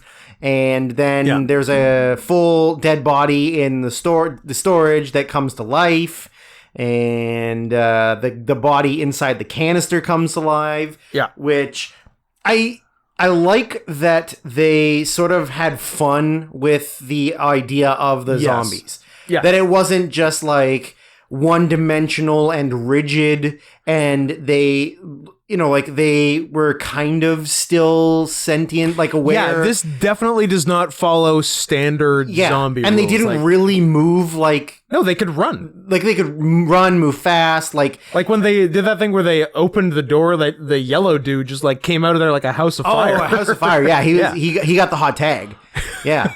Yeah, and like they can speak. Yeah, which I thought was really cool that they explained that, and they actually gave like an interesting explanation for it. Well, I mean, like, that's in my notes. So they all start to come alive, and then a group of like, the typical 80s like hardcore punk fan friends. But it's also one of those movie typical 80s hardcore punk things where it's a bunch of different genres put together. Yes. Like one's glam and one's like a flock of seagulls. Yeah, there's like Ramones. Yeah, there's Sex Pistols, there's the Smiths. Yeah. There's like it's all these mashup, but like, oh well, they're all weirdos, so they would be friends. If they like everyone who doesn't listen to pop music. Yeah, everyone who's not listening to the mainstream would all just be friends. Everyone who's not listening to the Go-Go's. Because like the girl's kind of like preppy, and then the other one is very like new wave, and then the other one's just like a goth or a punk. Yeah, and then like nose to ear chain punk. Yeah, and a black guy. Yeah, and a black guy. Yeah. So their friend is the new guy working in the medical facility. Yeah, and they're going to pick him up after work to go to a party, and then when those two wake up, they call the boss, and he's gonna come, and they're gonna deal with this zombie. And they cut him up, but then he doesn't die. So then they take him and all the dog cadavers to the across the street to the morgue, because he's friends with the guy who works at the morgue overnight. The Undertaker. The Undertaker. And so what they want to do is they want to incinerate all of them so they're gone, and then that's it. That's the end of it. Yeah. But by incinerating them, all the smoke goes up in the air, and then it rains, and then the rain brings all of the zombie particles down to earth. Yeah. And just starts like turning then, into like, acid rain, but then also awakening all of the corpses that are buried in the like cemetery. the graveyard, yeah. Did you notice twice or maybe 3 times that there was like in the music, there was the sound of the Taco Bell bong? Did you hear that? I did not occur to me at the time. Now that you say it, I 100% hear it. Right? Yeah. And you heard it and you're like, Bong. wait, Taco Bell? Like, it was pretty weird. Live Mas. Yeah. So, take quiero Taco Bell. So now, then just like everything starts happening, right? Like bodies are coming to life. Yeah. They've got the one in the basement that's trapped down there that was in the barrel. He's real slimy. They've destroyed the one that was in the cooler and all the dogs. Poor dogs. And, the poor half dogs. but yeah, so then, you know, like they're trying to escape, and then they call the 2 of them that got gassed in the basement are starting to like... They're not doing good. They're not doing okay. They got turned into a newt, and But they're not getting better. Oh, they're not getting better. Oh. So they call an ambulance. The ambulance shows up, and they get swarmed by the zombies. Yeah. Who there was a very excellent brain eating part where they were. So a zombie had one of the EMTs on the ground behind the ambulance, like on the ground, and was like holding under the chin and behind the head like a watermelon or a cantaloupe, and was just like face in the head, eating the brains. Just gromping. Yeah, it was pretty cool. That was really cool. It was good. Another trivia thing was that the director was gay. Paid some of the extras to suck his dick. who volunteered. So it's not forced. To suck his so you can't cancel him, even though he did 4 movies in his career. He paid them extra money to actually eat cow brains in the movie. Wow. But he said that he would never make them do anything that they weren't comfortable with or that he wasn't comfortable with. So he ate cow brains to get them to eat cow brains. Sure. Which is pretty cool. Mm-hmm. There's also an awesome scene where they run back into the morgue, which is like attached to like obviously a funeral home. And a chapel, and they lock themselves in to protect themselves, barricading doors and windows and stuff. Yeah. And at one point, they hear glass shatter, and they run into the room, and the zombies are like breaking in. And one of the guys gets grabbed by like a skeleton arm and is being pulled towards the window, and it's like a woman's corpse that's like mostly decayed, but is like kind of like greenish looking. Yeah. And she bites him, and he pulls her into the room, but she's only halfway in. And then they just give her the old like tomahawk chop and cut her in half. Yeah. And that was pretty great. That's good. Like really, really good. So then when they bring her the zombie, they're like, "Don't kill it. We can like examine it." Yeah. They bring her into the morgue, and they tie her down, and then like this is like where it's different, where like they can still are like aware and can talk. Yeah. And they say like, "Why are you eating human brains? Like, woman? What is your problem?" Yeah. Number one, where do you get off? Yeah. Who do you think you are? So they ask, and the zombie says, like, you know, I can feel myself decaying. Yeah. Like, it hurts. It hurts. And so eating brains helps me to, like, not hurt, because I guess you're eating the brains, which helps your neurons kind of fire. It's the most alive thing you can eat. Exactly, right? So it helps them deal with the pain, which I thought was really cool. Yeah. What wasn't cool was the fact that she was speaking perfectly without lips.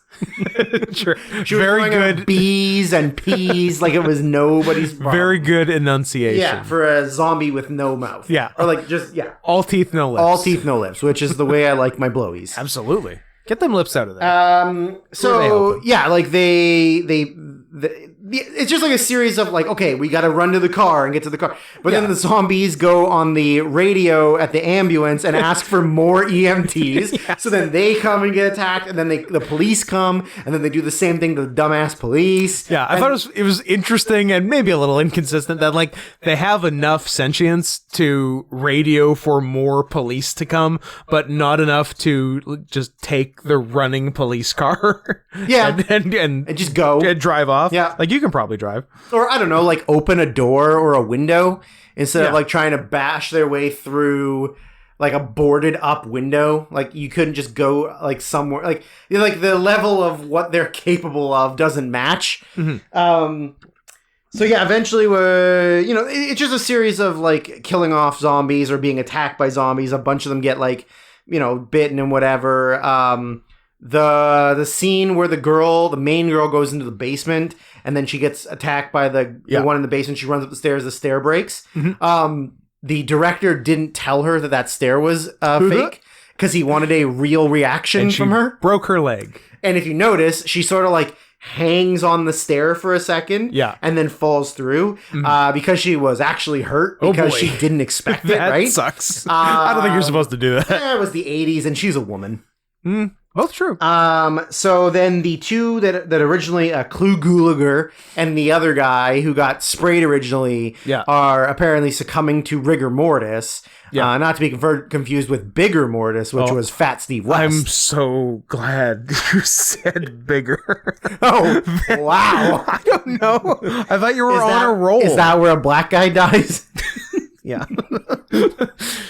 Should I have said that? Just defeatedly. Yeah, that's what it is. Okay. So the only other like cool note that I have is that the two that originally got sprayed are now succumbing to rigor mortis, and the boyfriend of the girl. Did we say that, like, the paramedics like checked them out and they're like, you don't have blood pressure or a pulse? Yes, you're dead. They're like, you're dead, but you're not. You're dead. here, alive, talking, and also dead. Yes. Yeah.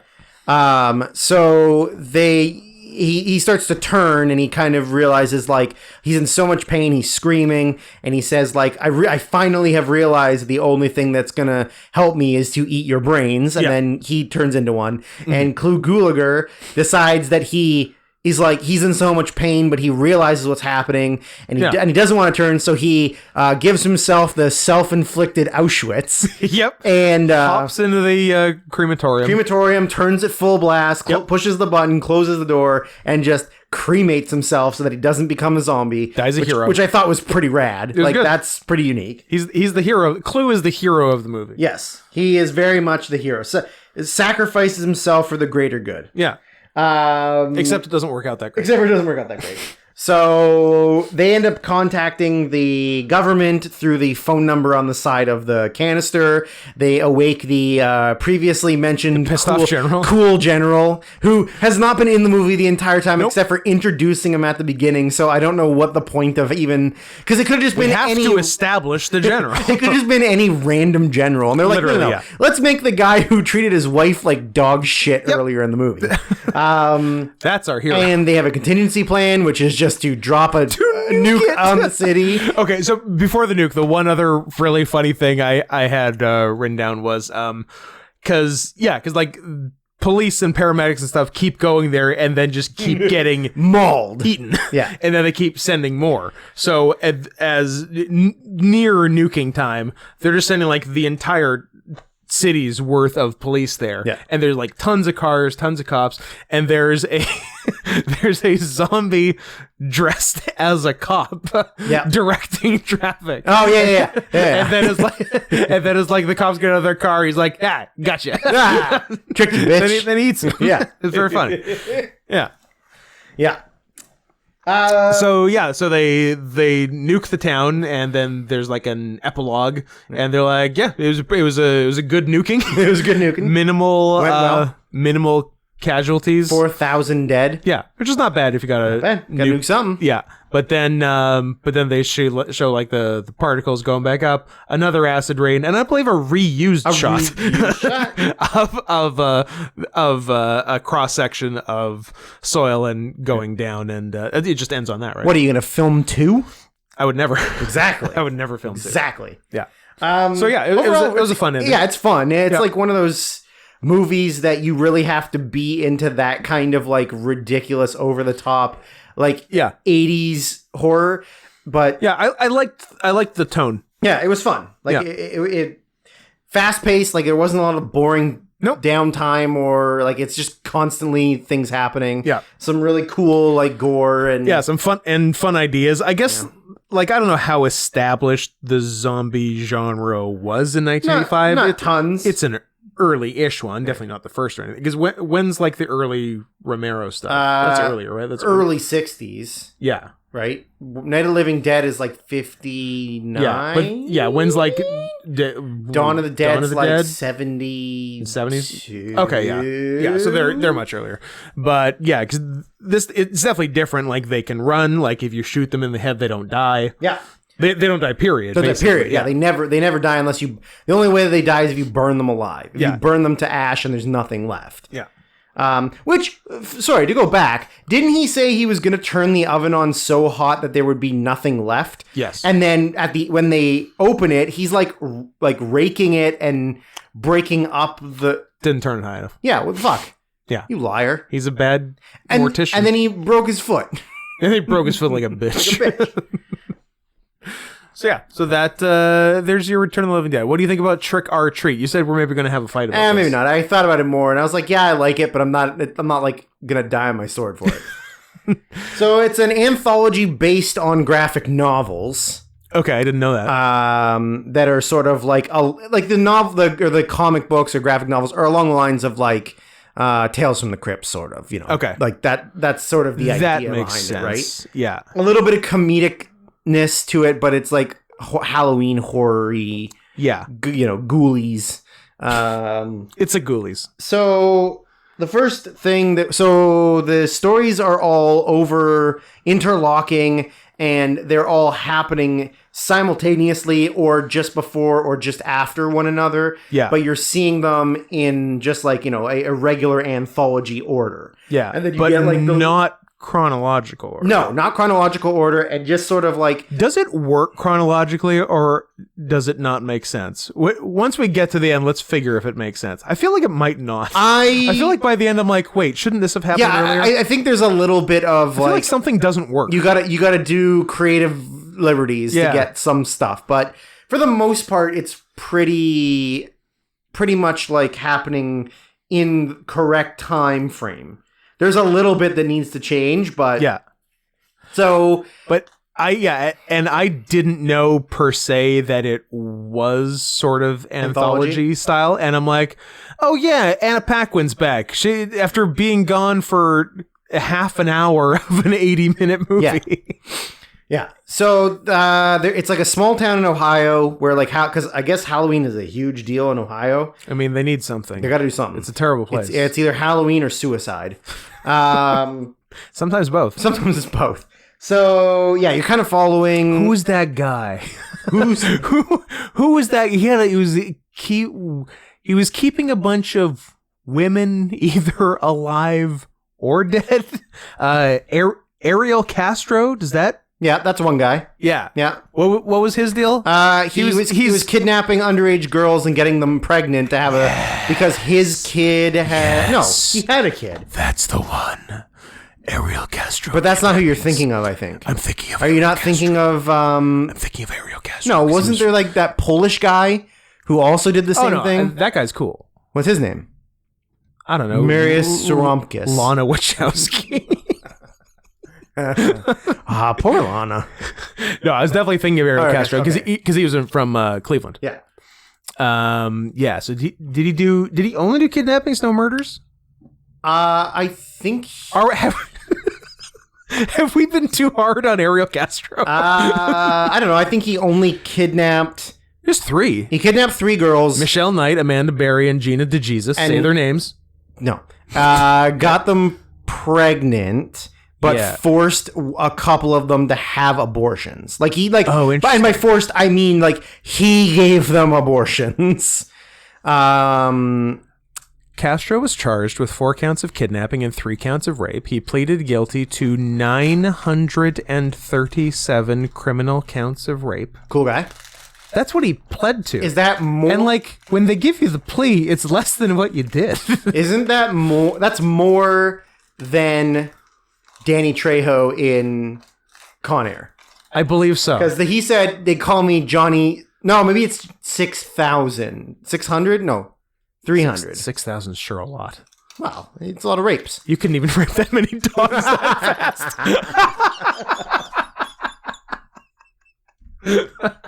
Fun.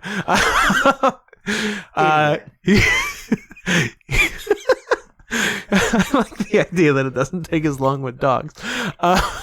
He pleaded guilty to 937 criminal counts of rape, kidnapping, and aggravated murder as part of a plea bargain. He was sentenced to life imprisonment plus 1,000 years in prison without the possibility of parole. 1 month into his life sentence, he committed suicide by hanging himself with bed sheets like a fucking bitch. Did he? It's interesting that the same guards were on duty as they were in New York in fall of 2019 for I can't remember the guy's name, but there's been a lot of suicides on these particular guards' watch. They're some of the sleepiest prison guards I've ever seen. Is Island still up for sale? Oh yeah. Anybody bought the islands yet? I think it's still 55. Has anybody bought us the islands yet? No, they haven't. Oh, what do you need? Another reason to give us money that we forgot to mention because we have so many things going on in our fucking lives? We're trying to buy Little St. James, goddammit. 55 or million. Big. Cold. No. Well, I'll take big. If it's nothing or big, I'm taking big. I would almost take nothing. Wow. Because big does not have the temple. Or ghosts. You can't do any busting on Big St. James.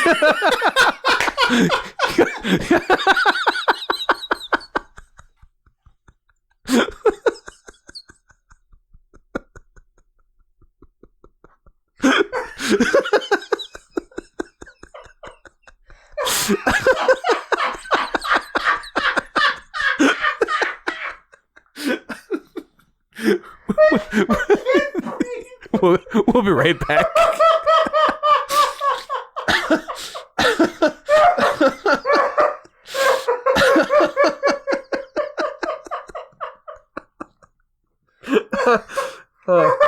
I cried a little bit. All right, I'm okay. I'm good. Nothing happened. Everything's fine. I'm not crying. It's too perfect that Ghostbusters. I think we should just end the podcast there. Nothing's ever going to be funnier than you can't do busting on Big St. James. Let's trudge through these last 2.5 movies and get out of here. That hurt. That actively hurt. I feel like I've done sit-ups. I feel like I definitely know. Where were Ariel Castro? Yeah. I don't know, the movie Cleveland or Ohio. Yeah. We'll get to the Polish guy next week. There's a little chonker going around smashing pumpkins. Surely you recognize the chonker. No. Andrew. Is he from Bad Santa? You bet your ass. Okay. I assumed it was Thurman Merman. From Bad Santa, graduate of MIT. The school of Hard Knocks. Right beside where we did our last several VCW shows. Sir Thomas More?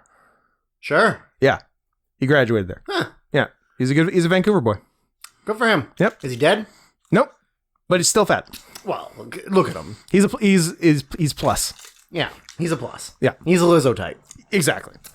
He goes going around smashing pumpkins, and he gets to a dark house. Well, that's the first main thing. Oh, that's sorry, I forgot. We have the cold open. Leslie Bibb with Leslie Bibb and Tamo Pennicott. Of New York Islanders defenseman Tamo Parnitic of Dollhouse and I think Battlestar Galactica, and I'm like, oh yes, this is the late 2000s. Mm-hmm. These are two of the most late 2000s people I've ever seen. Mm-hmm. And that's actually all I wrote about them. I was just excited to see them as a couple. I'm like, yes, this is the exact right casting for 2007. Mm-hmm. And they I don't know, they die. Yeah. Who cares? That was the cold open. But yeah, we got One thing I had was, hold on, I'm eating. Never would have guessed.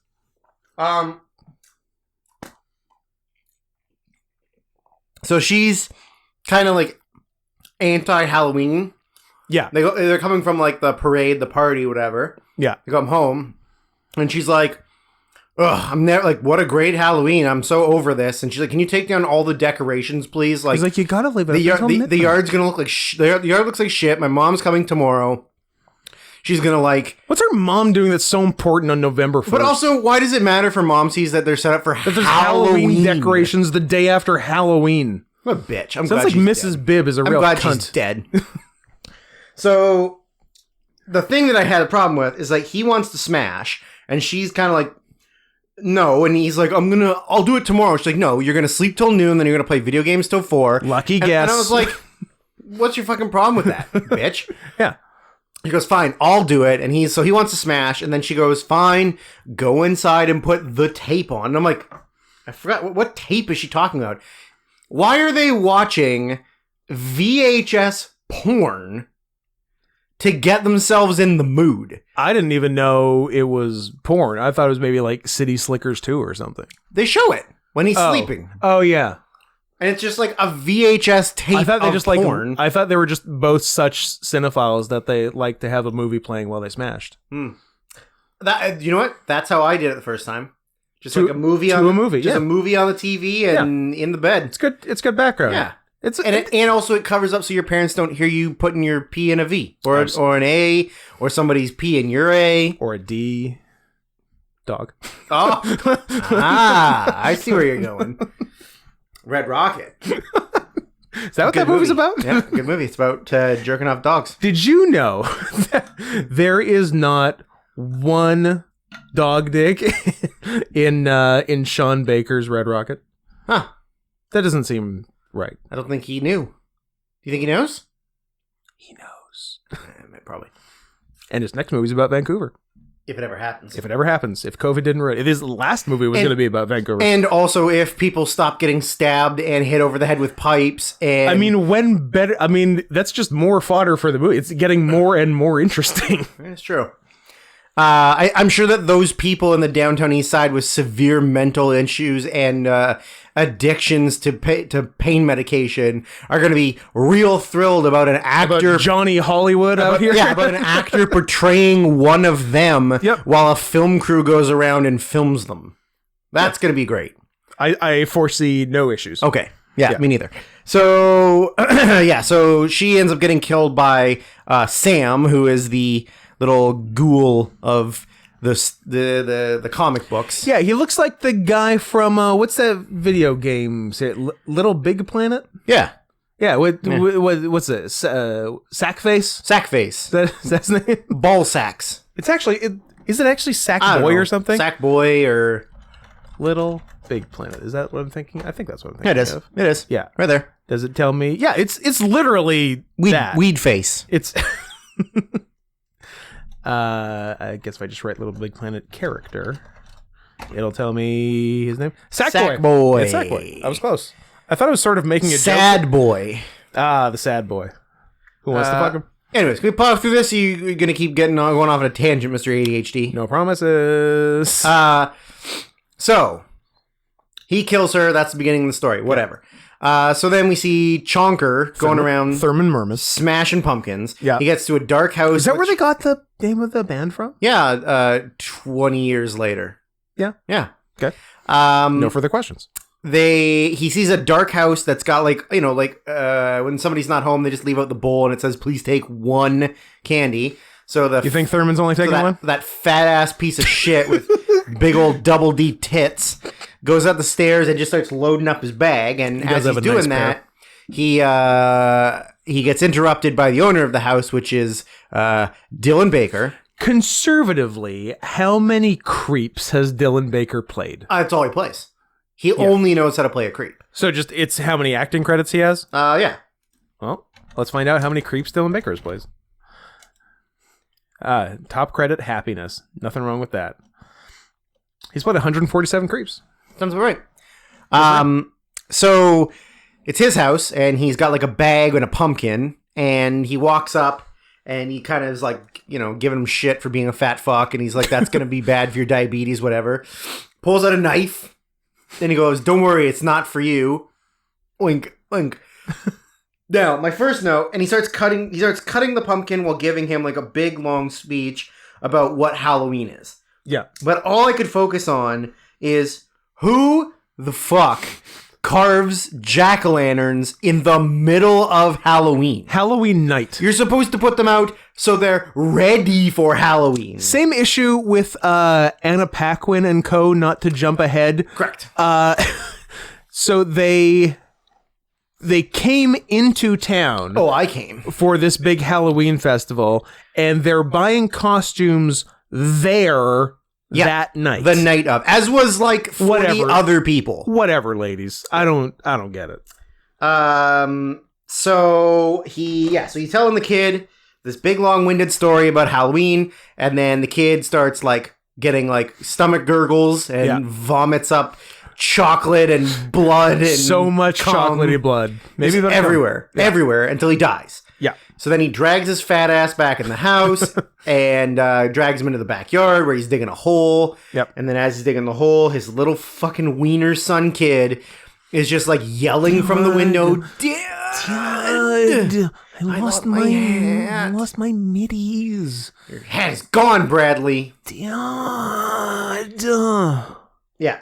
Just like a little wiener fucking kid who's like, hey, will you help me carve the jack-o'-lantern? I need help with the eyes. And he's like, ugh, just go back inside and let me finish with the yelling fuck to I'm me. doing. I'll be in a minute. I'm doing something in the yard. And I wrote, Dylan Baker treated that kid a whole lot better than he did to the last time he was on the podcast. Yeah. Yeah. Yeah. Because he just killed the fat kid. Yeah. He didn't drug him and then fuck him. Nobody got hurt. Yeah. Well, no, yeah. Just boys being boys. So yeah, he's digging the hole, he's putting the body in the hole, and then the dog next door starts barking at him, and he tries to get the dog to go away. The owner comes out and starts yelling at him. The owner is old man Brian Cox, who's a real crotchety old crotch guy, and starts yelling at him, and he's like, oh, my septic tank, I'm just filling it in, or fixing it, or whatever. Covers the hole, buries the kid, whatever, and then I don't know why this bothered me, but like he covered the hole, big mound of dirt, puts like a lawn gnome on it, and plants a tree so that the tree will like grow over it and cover the bodies. Yeah, and he's watering it, and I don't know why it bothered me so much, but I'm like, I'm pretty sure that the pitch black deep earth soil that you just put on top of that is fucking wet enough. You don't need to water the tree. You know what? But I don't know why it bothered me so much. Fair enough. So he does that. He's going back in the house, and Brian Cox in the house, like banging on the window, like, he's like, help me. And he goes, oh, fuck off. Goes back in the house, goes to his little fucking wiener kid. Yeah. They go in the basement to carve the jack-o'-lantern. And the way it's setting up, because Dylan is unsurprisingly being a creep. Yeah. And you think that Dylan is it seems like Dylan is going to kill his son. Yeah, he gets the knife. He's looking at the knife in the basement. Puts his hand on the top of his son's head. Yeah, which begs the question. I'm like, why are you waiting until now to kill your son? It's not like your son was just born. You've had years to kill. Or just kick your wife down the stairs while she's pregnant. Exactly. If you didn't want the son, you could Castro style. You could have dealt with this sooner. So that didn't seem right, and then it all makes sense because they're like jamming the knife into the jack-o'-lantern, and then they switch the camera around, and it's Thurman Merman's fat head. And then the son, like, creepily says, like, don't forget to help me with the eyes. Like, he's been on and off the whole time. Yeah. So that's sort of the first story. Then we cut to, like, the big party that's, like, the festival that's sort of happening in the streets, like, in the downtown, where we said before is, like, Anna Paquin and her friends are being sluts and buying slutty costumes. And I just wrote the note, like, man, like, in like, any horror movie, Halloween type movie, like, fucking royalty-free Halloween is so fucking lame. It sucks. Like, there were guys that were dressed as construction guys. Of course. And, like, oh, I'm just a witch. Yeah, like, just black and a hat. You get a lot of village people. Yeah, like, I get that you obviously don't have the rights to dress up like fucking Popeye or, I don't know, like, whatever, but... Or Clifford. All of those costumes were fucking... Martin Short's character, not the big red dog. Ah, okay. Yeah. But, like, all of those costumes are fucking terrible. Yeah, they're bad. And even so, like, the costumes they had weren't even necessarily that slutty. Like they made No. it seem like they were wearing just like tassels, like when because they're all in change rooms, all but getting they were changed. still like costumes. Like they weren't exceptionally short, and Yeah. they weren't exceptionally like they were booby, but they weren't just like barely above the nipple. They wouldn't get that much money on Twitch for them. Do you remember that time that you and I were driving somewhere in Vancouver past the Vag around Halloween, maybe on Halloween, and we saw that girl standing at the bus stop and she took a shit? Do you remember that? Dude. I don't know why that popped in my head right now, but just a girl popping a squat at a bus stop, like in the middle of the downtown core, just taking a shit.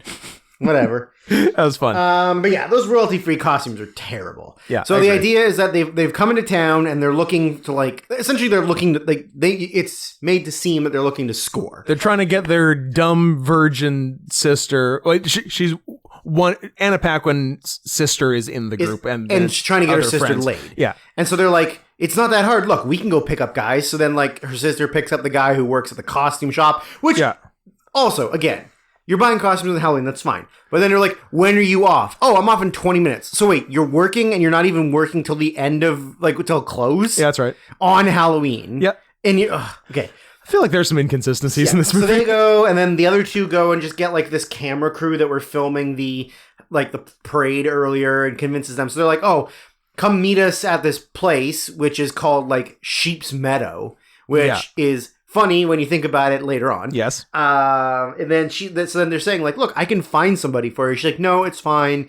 You go ahead. I'll do this. Like, I'll find somebody. I'll meet you there. Yeah. So they go, and then we cut to, like, this guy and girl, like, aggressively fucking making out in an alley.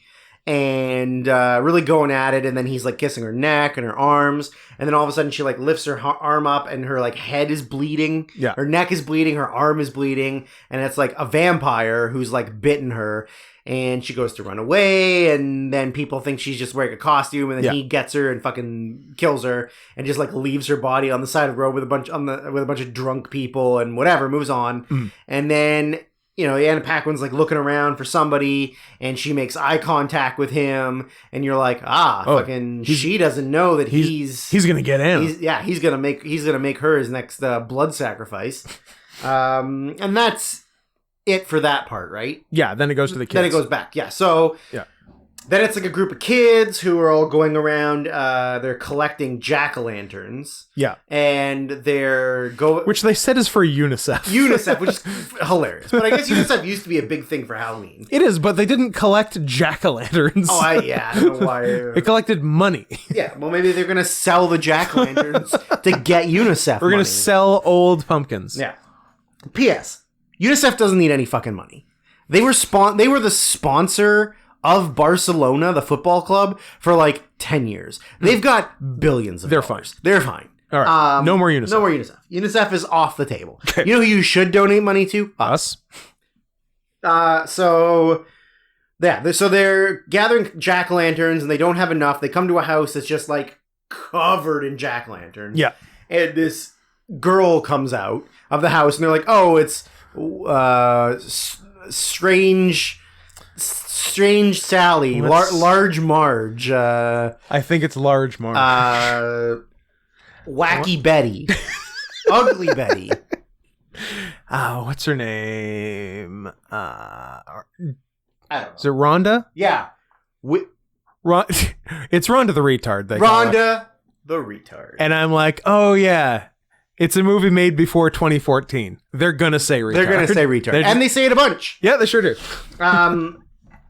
So yeah, they've got like a fun relic. They've got a like sort of a Halloween fable that they're gonna tell. Yeah, which is that they're back in the 70s. There was a short bus. A special bus full of all of the town's secrets that a bus driver was paid to like drive them away from town every day to go to another school outside of the city. Yeah. But then one day on Halloween, when they're all dressed in their costumes, he got paid to like take a detour. Yeah. And so he takes a detour, and he's going to drive them off a cliff into a ravine. Was he going to drive them off the cliff, or was he going to give them poison candy? Oh. Interesting. Well, then why were they chained up? So I think so they don't fuck around. I think he was going to put the I think they're always chained up. I think that's just how you deal with a short bus. Well, you would know. You've been on one. Were you chained up? Rode one for years. Yeah. Always chained. Always chained. No, I'm Safety under first. the impression it gets put in neutral and he pushes it off the cliff. I guess that's Right? also And they just possible. drown So the candy handed out before was just like... To keep him calm, I guess. I mean, they do love candy. They do love candy. Also, most of those were played by actual Phoebes. Really? Yep. In masks? Yeah, because it was like a character for them, like costumes, and like have fun. Except for the one kid that was like wrong turn, wrong way, and then they actually murdered them. Yeah, that's a fun piece of trivia. This movie treated the mentally feeble like horses in the 1930s. Oh boy! Just throw them off a cliff. It's just we can get more. Have sex with them and throw them off a cliff.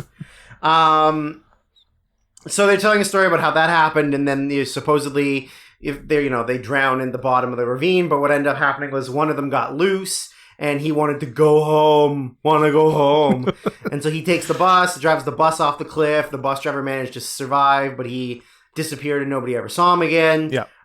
Then they're gonna go light jack-o'-lanterns at the water, and as a tribute sort of to them.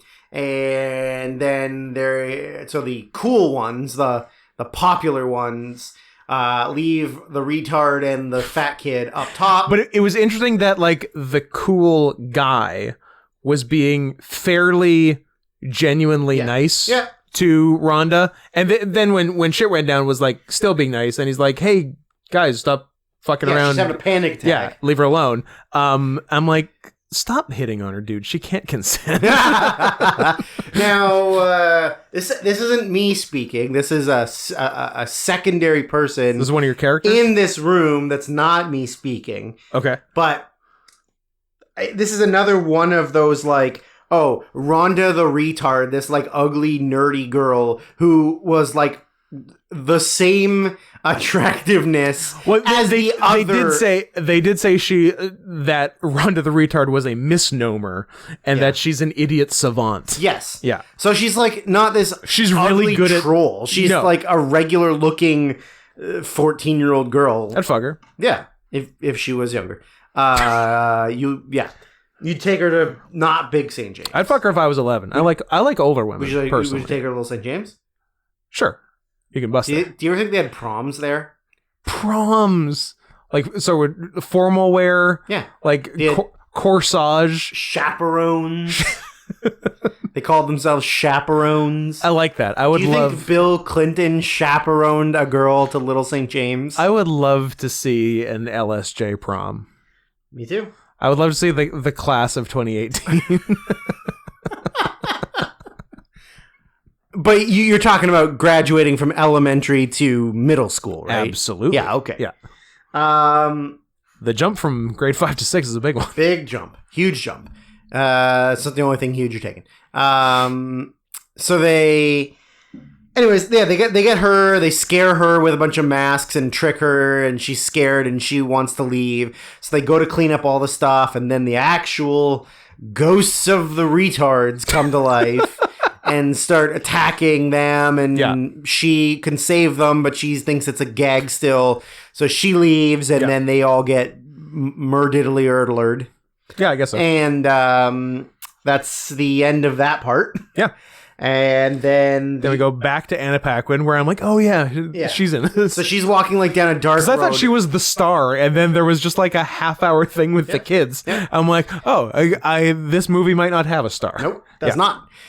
So she's dressed as Little Red Riding Hood. Yeah. And she's going to Sheep's Meadow. Yeah. And she's walking down a dark path, and she can hear rustling, and she's kind of like, listen, I'm not into this. So whoever's there, fucking show yourself. And turns around, and it's fucking the vampire guy from before. I'm like, damn, Anna Paquin, no matter what she's in, just keeps running into fucking vampires. So then they cut to all the other girls. They're at the Sheep's Meadow. There's a fire. They're all drinking and rowdy. There's 10 or 12 girls. all have dates. Yeah. Oh, and her sister calls her. Yeah. And she's like, "There's a guy here," and they show a guy like in like a baby And costume. a baby was like fat. Yeah, there's a guy here who really wants to meet you, and and I think that Anna's first question was, "Is he young?" Is he young? And then her sister said, I'm paraphrasing, but her sister basically said, "You might say he's a baby." Was it you? It was me. I'm baby. I'm baby. So as they're like all waiting around, you just see like the Red Riding Hood like cape on over a body get like thrown into frame. Yeah, they intimate that the vampire might have killed Anna. Yeah. So then they go over to check on her, and it's the vampire, and he's like whimpering, and he's like severely injured. He's like, "Help me!" Mm-hmm. And she comes, and Paquin appears, and she's like all fucking like pro, like fucking here I am. I brought a fucking date. Let's go. And they're like, whoa, what's going on? And then the vampire guy sort of like kind of realized that there's a bunch of dead bodies, like guys around. Yeah. And then they pull off the teeth, and they're fake teeth. Yeah. Then they pull off the mask, and it's our boy Dylan Baker. Dylan Baker, who was pretending to be a vampire and murdered a girl earlier. Yeah. And then Marilyn Manson's Sweet Dream starts playing. Yes, it does. And these girls start fucking moaning and thrashing and peeling off their clothes. And then they start peeling off their skin. Yeah, fucking skin ripping werewolf TF. Not my favorite. Not really, but it looked good. It did look good. For what it was, it looked fine. Yeah. I just the concept is weird because it like that means like you're not changing into one. That means that's just what's in there all the time, wearing a person suit. Yeah. But like a very like a 100% functional person suit that looks like a person. It's just weird. I like one turning into the other so much more. Yeah, but does that mean that you're then tearing off the werewolf? I was going to say because you don't. Human? Yeah. How do you go back? Do you grow a new? But I think that's suit been the problem with lots of werewolf stuff. Yes, it's not just this movie. No, it's not. But it's dumb across the board. Yeah, I guess unless it doesn't make sense. What happens? The lichen curse is growing the other skin underneath at all times. So if you pull too hard, and you're gonna pull off like 2 layers of human, 2 layers of lichen, and you're like, oh fuck! Oh, like you'll rip some fur out. Yeah, exactly, right? Okay. Yeah, in theory, because like once you go werewolf, you never go back. You don't go back. Because you can't just pick that skin back up and go like... No, that skin's not going back and on. like the face, like, turns into a wolf. I was going to say, where's the muzzle go? So like, yeah, I guess you'd have to go like werewolf off and you're back to like a human. So you keep ripping. Yeah, you just keep regenerating the other skin underneath. And then... That's exhausting. I mean, also probably pain, like continuous pain. Yeah. Unless eating brains makes the pain I was going to say, maybe eat a brain, you'll feel better. Maybe. So, yeah, that's the end of their arc. And then we go back to... Brian Cox. Yeah. So Brian Cox is like in his house and kids come to knock on his door and he's got his dog, little like, I don't know, what is it? Like is it a Jack Russell? Jack Russell, I guess. Type thing? Yeah, Jack Russell. Like dressed up sort of like a demon dog so that in the dark it looks like a monster. Yeah. And scares the kids away and then he steals their candy. And then he goes and is watching TV and he hears some noise outside. And then, I don't know, to me, this is the best part of the movie. Yeah. This whole scene is the best part. Yeah, the Brian Cox thing is the best. Yeah, so now we see that this is taking place at the same time concurrent with that Dylan Baker killing earlier. The fatty. Yeah. So you see the part where he lets the dog go out in the backyard. Yeah. He goes out in the backyard and yells at Dylan Baker while he's digging the hole. Yeah. Then he comes back in the house. And then in theory, all the stuff that's happening in the house is while Dylan Baker is filling in the hole, planting the tree, blah, blah, blah. So that same time frame. Yeah. So he's in the house and he hears the front door open. He hears some noise scurrying around. And then realizes that there's like the Sam character is now in the house. Yeah. His name is Sackface. So Yeah, so Is now, his name Sam because of Sam? yeah, whatever. It is. I hate that it's spelled Samhain but pronounced like Samhain. Samhain. Just some Irish Celtic bullshit. Yeah, because that's what the original Halloween was. Yeah. So that's why he's called Sam. I do like in this is an esoteric wrestling reference. Laosh. Mid to late 2000s, not IWA Mid-South, but their spin-off IWA East Coast in Virginia. They had the Hain brothers of Sam Hain and Cocaine. Oh, that's awesome. it's really good. Let me see. IWA East Coast. Let's Coke Hain. So Cocaine was I believe, dead? Oh no, Brandon Lee. Brandon Lee is Bruce Lee's son. Yeah. The Hain brothers. There we go. Maybe if... Scott, why isn't your internet working? I don't know if my internet works. I think, you know what? I might have been wrongfully blaming Bing. You know why? Or else I'm still using Bing. You know, you're on Google. That's why. There we go. WrestlingData.com? It's the first thing that came up. Weird. Have you ever heard of WrestlingData.com? I think I have. It's like a sort of another cage match type thing. I think I'm on it. You're probably on it too. I don't know, whatever.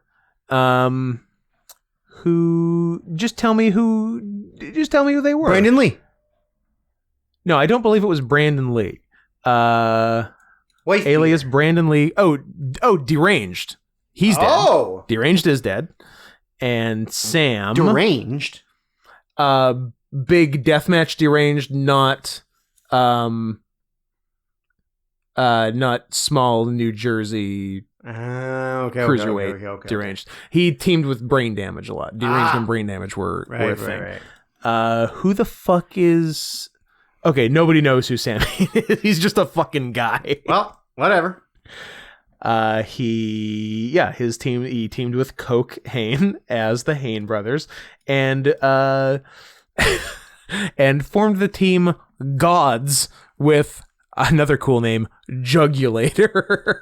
Jugulator. Clearly a juggalo who is also a cool. Curator. Yes. A Purolator driver. Anyway, that's been Scott's 2007 IWA East Coast Corner. We're Brian Cox and Sackface. Sackface. So yeah, anyways, there's like a big brawl in the house, and then you see the part where he's banging on the window, yelling at Dylan Baker. Help! Dylan says, and then he fuck gets off. tackled, and he gets a shotgun and shoots Sam in the face. Yep. And there was a very adorable scoot along the floor in the door that I thought was adorable. And then he goes and blows him in the chest, blows a hole in his chest, blows his hand off. Yep. And then he goes and like sits down and like is kind of catching his breath. And then you just see Sam's hand like Evil Dead 2 style. I was going Addams Family myself. Or Addams Family. Scurrying along the floor. And then is he a zombie that you can't kill? He might be a zombie that can't. Could be a zombie that you can't kill whose head is a pumpkin. Lots going on. So then the hand like crawls back over and like taps Sam on the leg and then sort of like starts reattaching. Yeah. And it was the saddest like, oh no, from Brian Cox and his hand reattached. It was very sad. Yeah. I loved that Sam's weapon was a candy bar with a razor blade jammed in it. Yes. That fucking ruled. That's good. Which he used to slice Brian Cox's Achilles tendon, which was disgusting. Yes, it was. And then when he goes upstairs to find him originally, and he's under the bed, and he does the slicing, the like jack-o'-lantern that's just like shooting fire. Yeah. Like that was pretty cool. But anyways, so he gets downstairs, and then when he goes, he's going to go stab him. And it turns out that all he wanted was candy. Yeah. So if you just it was a trick or treat situation. Candy, then you're fine. So he takes the candy and leaves. Yeah. And he's like, "Thank you, bye." And Brian Cox thinks he's fine. He's like wrapped up all of his injuries, and then the door rings and it's kids, and he gives them candy. And then when he goes back door. No, then he goes back to the front door. Doorbell rings again. Yeah. And it's all of the retard kids that drowned in the lake. Yeah. And it turns out that Brian Cox was secretly the bus driver the whole time who got away. My final note was, Brian Cox was the bus driver. That's fun.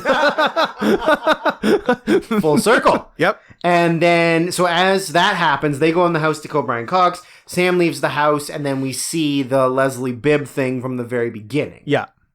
And full circle. So I guess it works chronologically. The Dylan Baker one threw me off because I guess I just assumed that something was happening later. But I think if you storyboard it works. Yeah. So because the kids don't relate to anything, right? The kids are their own separate thing. So it doesn't matter when they happen. No, the kids in theory are first. Yeah. Because they wake up the ghosts of the retard kids. Oh, I guess, yeah. Right? So I guess the kids are first. And then oh no.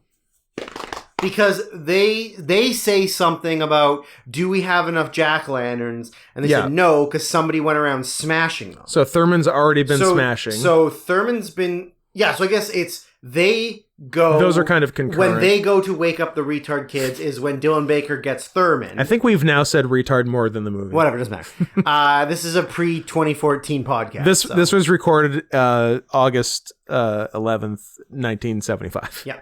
So they go and they wake up the retards. Dylan Baker gets the fat kid. Then the retard kids are immediately going to Brian Cox's house. Yes. Dylan Baker goes into the house, gets changed, goes to the party. Yep. Which then he sees Leslie Bibb and the guy there. Mm-hmm. Then follows Anna Paquin to the woods. Dies. Yep. Then Leslie Bibb and the guy are coming home. Then the kids come and kill Brian Cox. Sam leaves as Leslie Bibb and him are coming home and kills them. Kills the most late 2000s couple of all time. No, just her. He's still alive. Oh, yeah, no. Yeah, I guess he likes Halloween. Yeah. He told her not to pull the jack-o'-lantern out because it's tradition. Yeah. And she was like, I'm a cunt. You're saying she was asking for it. Correct. That is the lesson to take away from 2007's Trick or Treat. She was asking for it.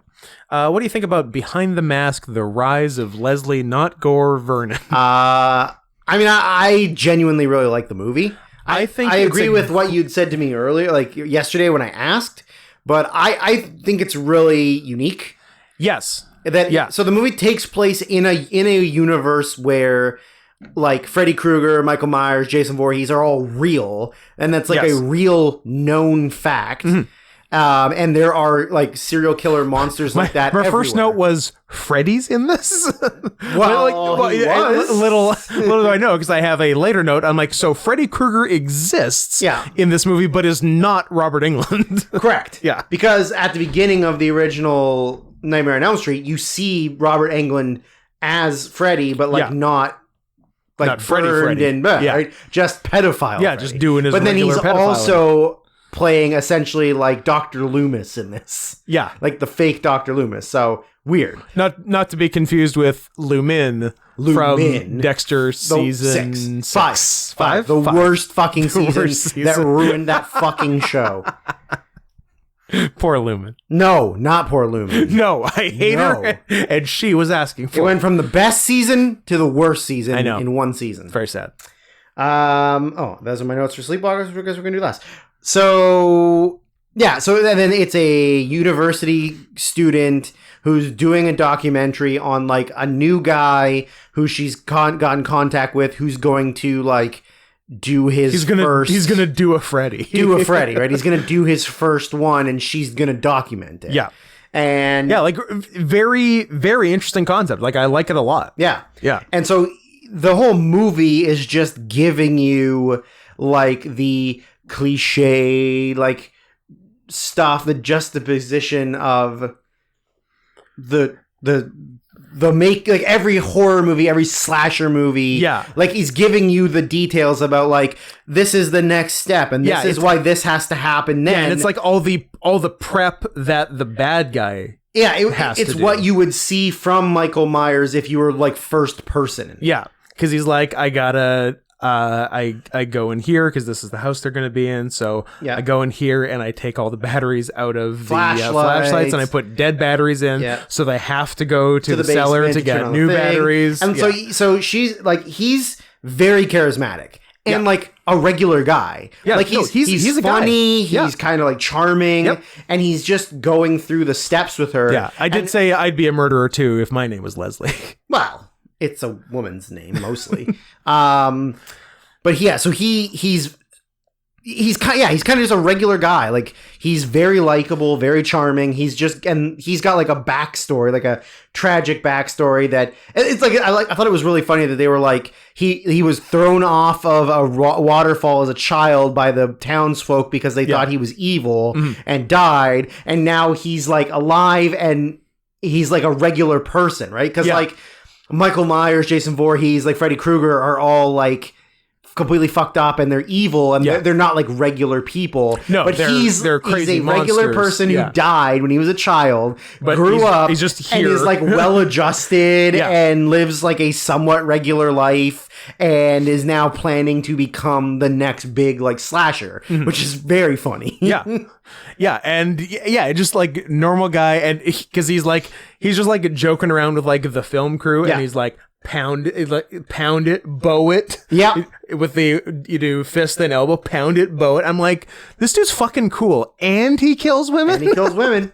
Damn, total package. A lot of what he's doing is like they're just filming him going through his routine, and he's explaining like the final girl, the virgin, like how he's going to kill all of the stereotypical characters that would be in a slasher movie. Yeah. And he's like, they're going to her work and sort of giving her the very first like scare of something happening, but without actually showing him. And he's like, oh, because like one scene is she goes out the back door every night to throw the garbage in the dumpster, and when she does it, she props open this brick. So I've attached like fishing line to the brick so that I can pull it away, the door will close, and it'll give her a scare. Right, and so he gets the female director of this documentary. He's like, you can be a part of this if you want. You can pull the string, and so she does that part and whatever. So like, they know full well that they're going to, in theory, witness him murdering people. Whether or not they believe him or not is not real. Like,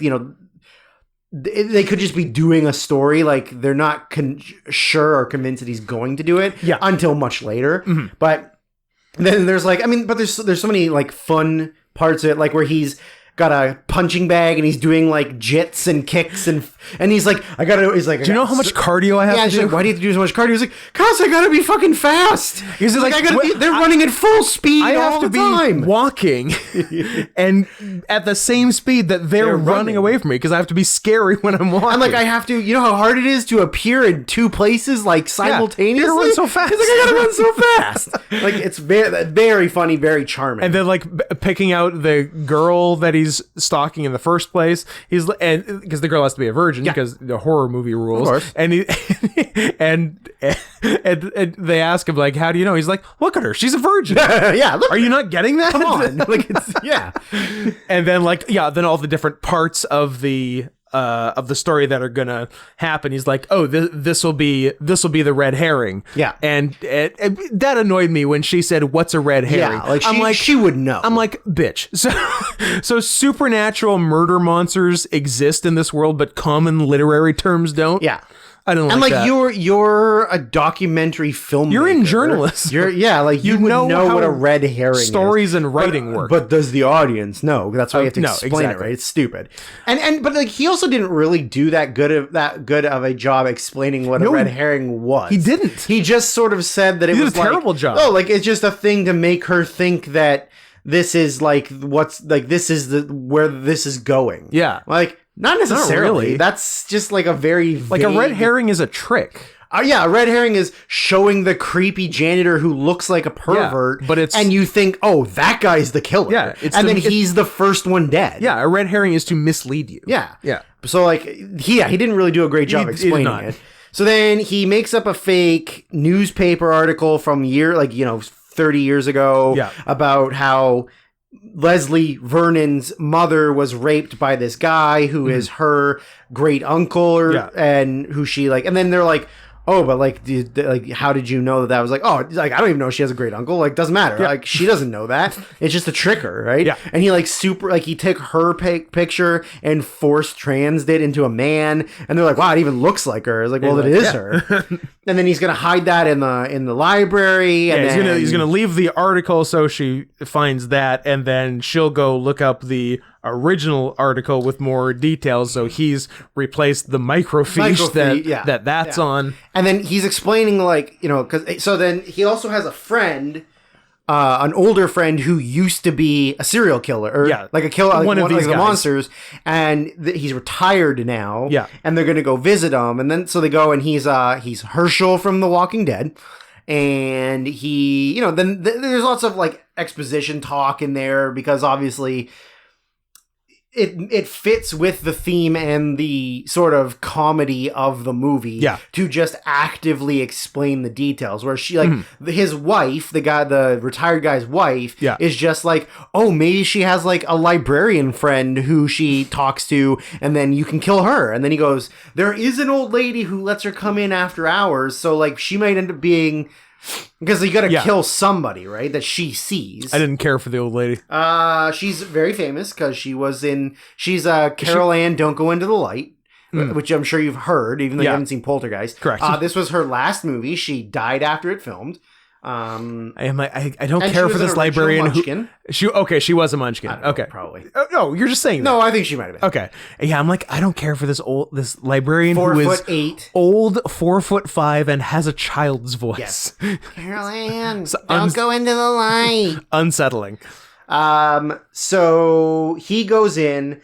He does that. She sees the article. She reads the thing. He kills her, and then out of nowhere, Robert Englund, the actor who played Freddy Krueger, appears as a sort of Donald Pleasance-esque from original Halloween. I gotta stop this monster. Doctor who needs to stop him from doing what he's doing. He's like, Leslie, don't do this, like whatever. So he chases him off, and then they go back. They leave, and he's like, Leslie is like ecstatic, like so jacked. He's like, I have my guy, like my doctor that wants to like that, because my Ahab, because in theory that's like what every serial killer, like monstery killer wants. You need a foil, is a foil, right? Like, and so he's like so excited, and then they go to the like his friend and his wife, and he's like telling them like, I got him, I got the guy, and they're all excited for him and everything.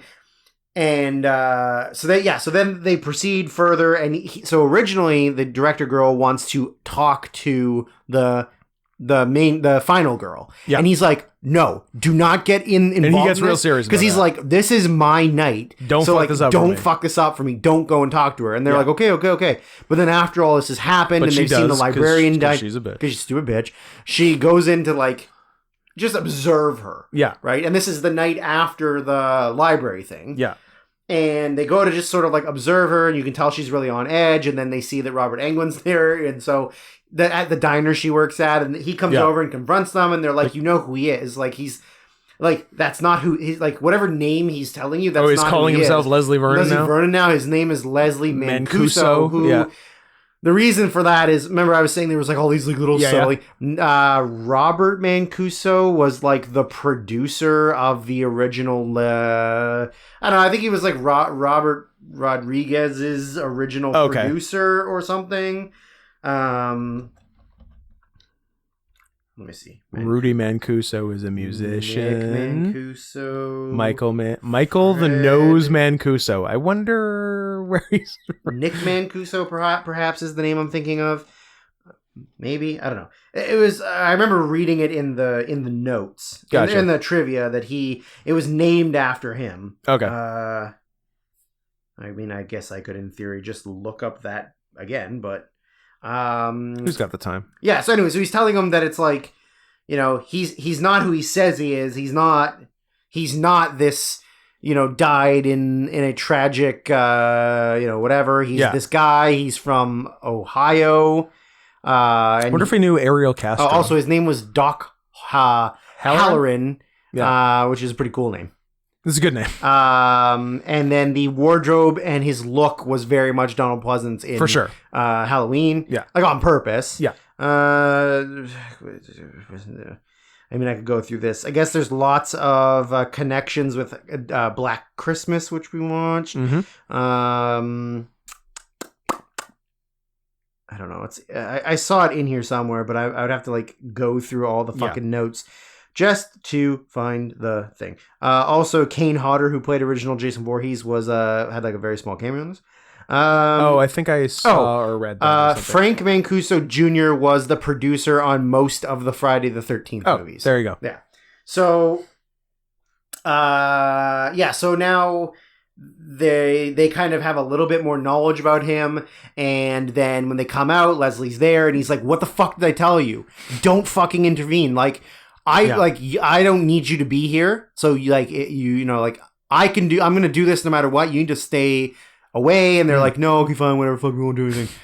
So now we go to the farmhouse, and it's like the day of, or like the night of, when things are gonna happen, and he's running down like the plot of this fictional like horror movie, how things are going to happen, like laid out exactly this, and you're seeing like flashes forward of those things happening for real. So like, then they're going to have to go in the run to here. Like, the jock guy and his slut girlfriend are going to go upstairs to have sex. And he's like, I usually like to let them get a little bit far because obviously like that's a nice thing for them. Yeah. And then I'll go out. What better way to die? I'll kill them, but then I'm going to put them in the bed so that it looks like they're sleeping so that nobody's like suspicious. Yeah. And then I'll cut the power, and then, like you said, the flashlights, and then they're going to have to go in the basement. Yeah. And when they go in the basement, I'm going to kill the male, and then the girl's going to freak out and run upstairs. Tell everybody, and then they're going to be like all freaked out, and then they're going to run out to the cars, and then the cars aren't going to run because I've taken the spark plugs. And he says something funny later on when he actually does do it, where he comes like he does like a kind of like a front roll through the upstairs window. He's very athletic. He's very athletic. Yeah. And he pulls out the like spark plugs and he goes, "I'm not looking to get run over tonight." And he has like the spark plugs. I was like, that was pretty funny. Yeah, because there's one part earlier where he like surprised me with his athleticism. He did like a really nice back roll right onto his feet. Back roll on his feet, and he did like the sort of another good one. The parkour like side kick your legs over the top of the library, like the shelf thing. Yeah, he was moving, and even like the camera guy was like, "Whoa!" Like he's really agile. So then he so he's going through like the plot of all this, and you're seeing like what's going to happen when that happens, which is cool. Yeah. So then it comes time for like everything to start happening, and I really like the scene. Right here where they're like sitting in that tree. They're sitting in like their rafters, the barn, and he's like legitimately crying, going, "I'm so happy, I'm so like I want to be as happy as he is when he's about to kill people." So what you're saying is you want to be a slasher, like a serial murderer. I want to be a supernatural murder monster. That'd be wild. It'd be so much fun. It'd be so much fun. But you know what? Like I don't want to be the other ones. I'll be Leslie Vernon. Sure. Yeah, like athletic, charming, funny, like not grotesquely disfigured. Yeah. I don't have to wear an old William Shatner mask all the time. Yep. So things are about to start, and the first one is like he's hiding in the side room, waiting for the kids to have sex. He goes out to kill them, and then when he comes back in, he's being like really chummy with them the whole time. And I'm all the way on board with this movie until just after this scene. Okay. Because I think I just wanted it to be something else. I wanted it to be that because you don't see him kill the couple. No. And I thought they were going away where I didn't know exactly, but I thought like there's no murdering at all. I didn't know where it went from there. Yeah. But I thought like that was fake, and it's something like he was playing a character, like just to like something like that. Whatever. Yeah. I do like that. Yeah. I mean, I still like the way it goes. There is obviously like I don't know, like I don't know why from here it loses me until the credits, which saves it some. Yes. Yeah. Yeah. I like there's so much that because you're exposing so much of your process and your life to camera, which even though in theory you're getting that back at the end, well, kind of, I don't know, just like it feels like you're doing way more work than you needed to Yes. get to what your ultimate the actual reveal was. Mm-hmm. I don't know. Should we give the reveal in case people watch this? That's a good question. And because I mean, if we spoil it, then normally we spoil it. It is a real reveal though. So if people, and I don't think it's that big a movie. Like I hadn't heard of the movie before we got this. You definitely Tawny Gesterosa is going to have something to say to you. So send him my apologies for being unfamiliar. I don't know. I think maybe we leave it and then how about this? We'll give you a week to watch this movie if you want to watch the movie without being spoiled for the end, and then we'll talk about the end a bit. And we'll talk to the end, and we'll talk about it very as quickly. If we needed more content for next week. Whatever. We're crushing. We got one movie and a bunch of news stuff, but yeah, I mean, I think that's fair because if you so far haven't been invested in what we're telling you, I don't want to just be like, oh, here's the ending, bam, done, right? Because then you know, I wouldn't want to know that about a movie that I'm interested in. Yeah. So maybe we'll just leave it for now. And then if you want to see it in the next week, you can. And then if not, if you do or don't, whatever, we'll just do the reveal at the beginning or near the beginning of next week. Yeah, that's fine. Okay. But yeah, so there's a reveal, which I don't like that much. But yeah, is saved somewhat for me with the, during the credits action. Right. I mean, I like the whole thing. So, yeah, you like the. I think I don't know if I expected something else or wanted something. I think I maybe wanted something else. Maybe. I think I wanted it to go in a different direction. To go differently. Yeah. I think what you're proposing is interesting. Mm-hmm. I think I like the idea of it. Yeah, and I don't know where it goes fully, but that's just where I thought. No, I thought it was going somewhere from him pretending to do those first two murders. Right. Well, to go somewhere else. And I think you also could have done the same idea with the camera crew never actually seeing him kill anybody else. Yes. And the other people never even being involved. Yeah. That the red herring was being involved. Yes. You could have just done that and it would have had the same impact. Mm-hmm. But I guess if you just want to get your body count up, then sure. Because that's a big thing in slasher films. But anyways, I still really like it. So yeah. And it's been a while since I've seen it. So I was glad that this is like the, 9th time I've seen it probably. Yeah. Same thing with Trick or Treat though. Like I've probably seen Trick or Treat like 6 or 7 times. I feel like Kelly and I watched it like a couple Halloweens in a row for a few years. This is some prime mid-late 2000s action for you. Yeah. And I've seen Return of the Living Dead. This is the 2nd time. Okay. And this is the 2nd time for Sleepwalkers. So good stuff. So you're the expert. Sure, I guess. I mean, I pretty much watch every horror movie that's not complete garbage. And even a lot of the ones that are garbage. And even some of the ones that are complete garbage. I watched a complete garbage one last night while I was roster editing for NHL 23. Your new favorite game? I plugged the game system into my like computer's monitor, put it in front of the TV, and just like watch shit on the TV. Yep. So yeah, I watched a really bad one called Game of Death. Isn't that not a Bruce Lee movie? A Bruce Lee movie? No. Anyways, the big finale, the big final film of the 4 is it's more fun than I remembered it being. I remember watching it the first time and thinking I hated it. Okay. But now I think I liked it a little bit better. I liked it all right. The pacing was interesting. Yes, it was. in that 0 things happen for the first 27 minutes. Yeah. It's an 80s movie, an 80s horror movie, like or I guess early 90s horror movie, but it's very much an 80s horror movie. Yeah. Where like just nothing happens. Yeah, it was interesting. Well, I guess one thing happens. So, yeah, first thing I write is, hey, anything with furry art in the opening credits is okay. First of all, number 1, Mark Hamill. Just like a very minor role as a police officer at the very beginning. Yeah. And that's it. Weird. Yep. I wrote lame. Yeah, they find a little girl who's been sucked dry. And a bunch of dead cats. Yes. Just hanging. I wrote lame half and half transition pictures.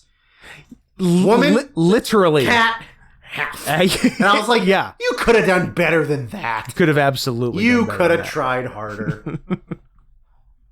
Yeah, they not a lot of high level Photoshop work going on Nope. for this movie in 1992. Nope. Although there was some good visual stuff much later that I thought was really good for 1992. Agree. So yeah, it's a guy, a young stud. Which, by the way, who the fuck is Brian Krause? No idea. Like, who the fuck? That's the thing. Any relation to Peter of 6 Feet Under and Nanny 911? No, I don't think. No, I lost it. Number one, I don't know. But he's one of those like 80s, 90s like horror movie or action movie guys who like you've never heard of him before, but he did a bunch of stuff probably. Yeah. And you're just like you see him and you're like, who? Yeah, exactly. Who? I don't think so. Oh, just 911. Peter Krause is. Oh, yeah. Not Lone Star, just regular 911. No, Lone Star is Rob Lowe. Yeah. Regular. And Alfre, no. Who's the black bitch? Clip it, write it down, send it to the Smithsonian, engrave it on a gold record, and shoot it into space. Drew Smith, who's the black bitch? Well, to be fair, 2022. To be fair, I whispered it. So no one heard. I yelled it. Yeah. Who's that? But as you. Who's the lady? This one? Yeah. Yeah, I know. Alfre Peacock. It's Angela Bassett. You silly? Oh, Angela Bassett. I'm gonna tell her what you said. Alfre Peacock? You're gonna tell her I said that, or that I said black bitch? Probably the latter. Oh. And she's gonna be pissed. Why she looks like she does not take shit. Why are Bryce Dallas Howard and Jessica Chastain all over Peter Krause's IMDb? Okay. I don't know. Gun to my head, I don't know which one I would pick because I don't find either of them attractive. So I don't know who I would pick. I would probably pick Bryce Dallas because then I'm fucking Ron Howard's daughter. It's almost like you're touching Ron Howard's dick. Absolutely. But so that's a win. Also, yuck. Fair. But she was the lady in the water. So she was the lady in the water. And the other one killed Osama bin Laden. So it's a real I don't know. I think it remains a whoever wins we lose situation. Yeah. This movie goes straight to the incest, and I, for one, respect that. I'm gonna tell you the note that I wrote. I insist that you do. It was the first note that I wrote down, and I thought I wouldn't even need to write one more thing. I hate how anti-cat this movie is. Yes, I've never seen so many dead brothers and sisters in my life. Lot of dead bros and sisters. However, I love how pro-incest this movie is. It does not even make it seem taboo at all. Nope. They are just like, yeah, this is what happens. This guy and his mom are in romantic love, and they fuck. What if I told you that during their sex scene, they actually fucked? What? 100%. They did a Sutherland. They did a Sutherland and Angela Bassett. No, Donald Sutherland, Angela Bassett. Don't look now. Don't look now. Because they're interracial. I want to say Charlotte Rampling, but it's not. Is it? No. Jennifer Jason Leigh. Julie Christie? Julie Christie. Yeah, Julie Christie. I'm going Julie Christie, final answer. Don't look up, you stupid movie. Boo. Julie Christie. Yeah, okay. Yeah. So we did it. The trivia that I read was that during the scene, P.S. I don't think I've ever been more excited for trivia. Brian Krause, was like during the scene said to director Peter Berg,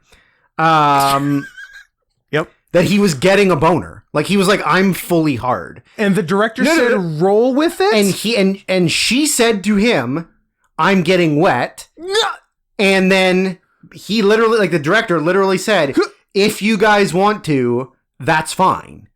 And they did. I like these chill but risk-taking directors. Yeah. Your Return of the Living Dead brain eatings, Yep.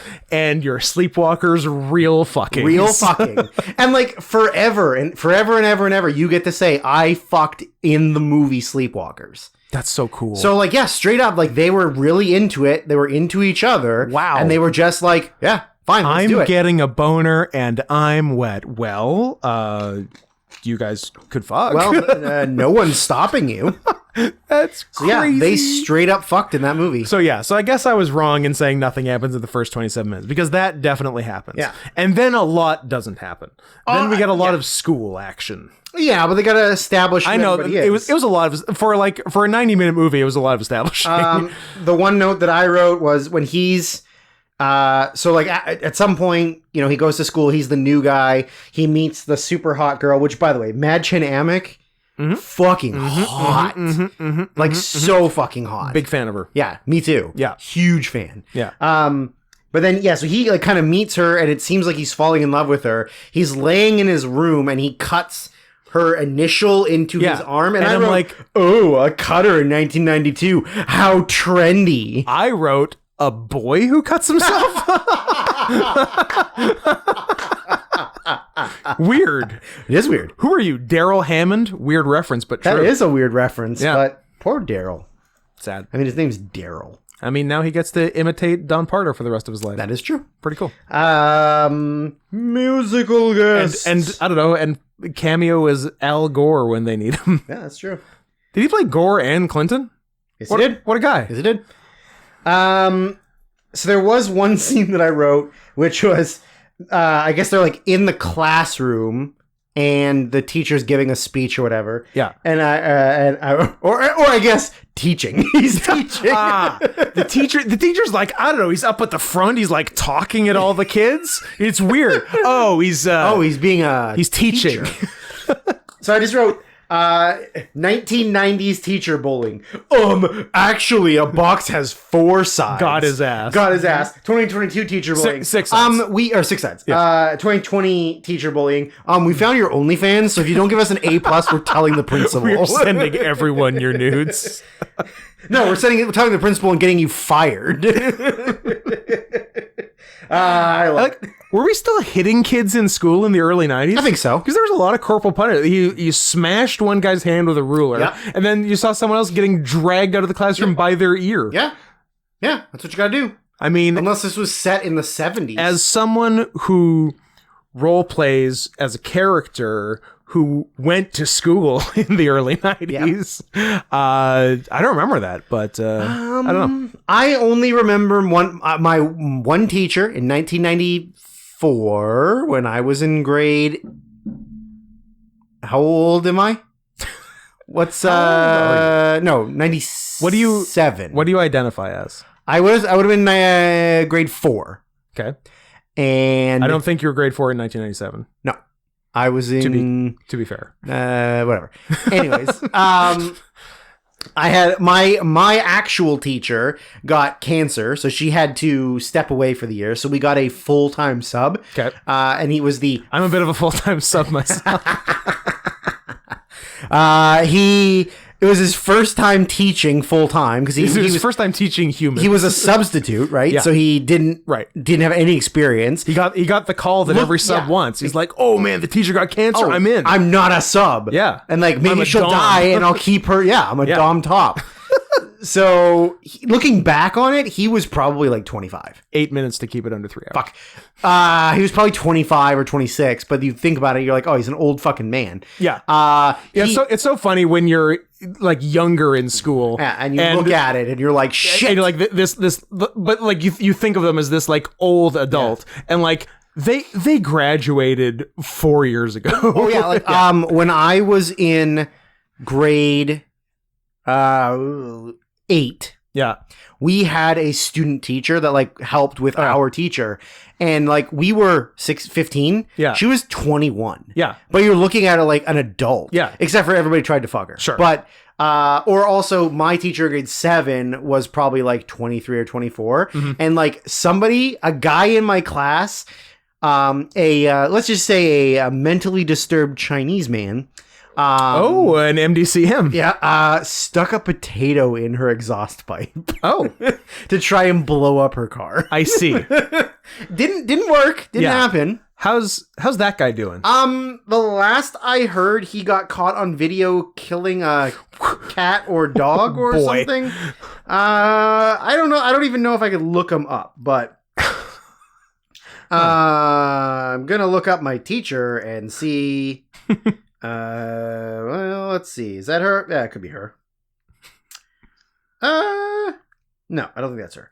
Anyways, so where was I? You were in school getting beaten. Oh yeah. So this guy who had obviously he was his first teaching gig, and he unfortunately got given the super rowdy group, which was my class. Yeah, and he could not handle it at all. Oh boy. So he would just snap and get red faced and yell at everyone. And he on several occasions referred to me as a little fucking shit. Nice. And I was like, well, I have a lot of energy. I'm very hyper and I don't pay attention. So at the time I was I'm going to tell my parents you're going to get fired. Yep. But now I'm looking back, I'm like, oh yeah, it was just fine. 100% just That's fine. the least he should have said. Yeah. So he has this kind of confrontation with the teacher, and then he's Mr. fucking cool guy driving his red Corvette. No, his blue There's a blue Trans Am red Mustang? Red Mustang, yeah. Yeah. And the teacher flags him down in his gay ass bug and gets out and sort of tries to bully him, threaten him. A lot of uncomfortable close-ups in this movie. Mm-hmm. I feel especially on the fat English teacher. Of the fat English teacher, yeah. It was low angle, bam. All chin. All double chin. Yeah. Every shot of him, his the frame isn't big enough for his head. Yes. Yeah. So he tries to confront him about, in my classroom, nobody fucking tells me that a box has 6 sides. Even though it does. And so he tries to stop him from getting out of the car. Yeah. And he grabs his arm and rips his hand off. Pretty cool. Clean off. Yeah. And then his face turns into a cat. It's also pretty cool. Although it's kind of dumb looking. I wrote kitty time ! Yeah. But they're like Sphinx cats. It's disgusting. There's no They fur. look like ball sacks. Well, especially the later stages, it's very ball sacky. But I like the design. I like the look of the initial kitty look. Sure. I think the face looks good. I think it's good prosthetics. Yeah. And good shape. Kind of largely a muzzleless werewolf, that kind of style. Yeah. But no, I thought the look was good. Obviously, there's improvements to be made. Fur and whiskers. Did they do anything with ears? Did they have pointy ears? They had ears, but they weren't up. They were side. Right. They look like mice. Gotcha. Yeah. They were okay. They could use some work. Yeah. So he murders his teacher, leaves him in the woods. Yeah. Then goes on a joyride. Then he goes on a joyride so he gets spotted by a police officer, by cool black cop and his kitty friend. Clovis. Big fan of Clovis. Clovis is a good boy. I guess we should have said that it's revealed that they give you a bit of lore at the beginning. Yeah, that there are these things called sleepwalkers that are immortal as long as they keep feeding. Feast on the life force of just women, I think. Just women, of course. Just women, of course, because they're inferior, so they're easier to get. This has been a tough ep for the ladies. I'm especially Lana Wachowski. I said ladies. Sorry. Poor Lana. That's not fair. And that the only thing that can really stop them or kill them is cats. Cats can slice them and kill them. Yeah, which there's a thing coming up shortly that bothered me because it made it sound like a cat scratch can kill them. Yeah. Or I think it seems that a cat scratch will kill them. Yeah. Not can, but getting scratched by a cat is instant death. That's what it was sort of implied. Yeah, which clearly it's not. Yeah. So, and so he's spotted by the cop, and like then he knows he's spotted by the cop, and is basically just like fucking around. Yeah, he's like driving past them and then turning around. I question the logic of taunting police in a small town where you're trying to keep a low profile and do murders. The colors are switched. And the colors are switched. What do you think? Black cop chasing a white guy? You think a black cop's not afraid to shoot a white guy? You kidding me? I mean, he does later, but he definitely does. Yeah, in the back, like a coward. Coward cop.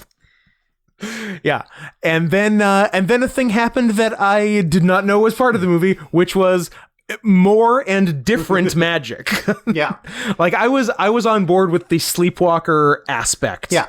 Of it. I'm like, okay, so there's a few people that are kitty monsters. Yeah. Kitty monsters that don't get along with real kitties. That part really bugs me. That's weird. And like, why are they kitty monsters and their kryptonite is kitties? Yeah. It would be dog monsters and your kryptonite is kitties. That makes more sense. Yeah. Or I guess vice versa, but then that's a different movie. Yeah. But like, yeah, I was very mad that sleepwalkers and cats aren't friends. Yeah.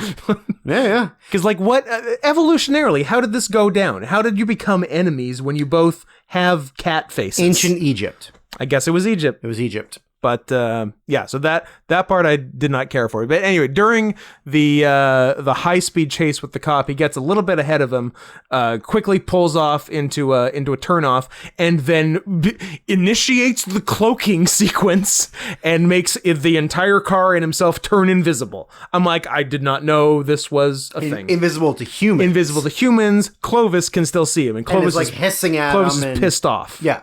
And also at a point the cop got beside his car and saw and the guy saw the kitty in the passenger seat at the same time, and the kitty freaked him out, and he was unable to maintain human form. Yeah, and so his face, he did scary kitty face, and the cop saw that, but then everyone thinks the cop is crazy when he says that because everyone else is white. Because everyone else is white. The one black cop, and that's the end of the movie. If that was the end of the movie.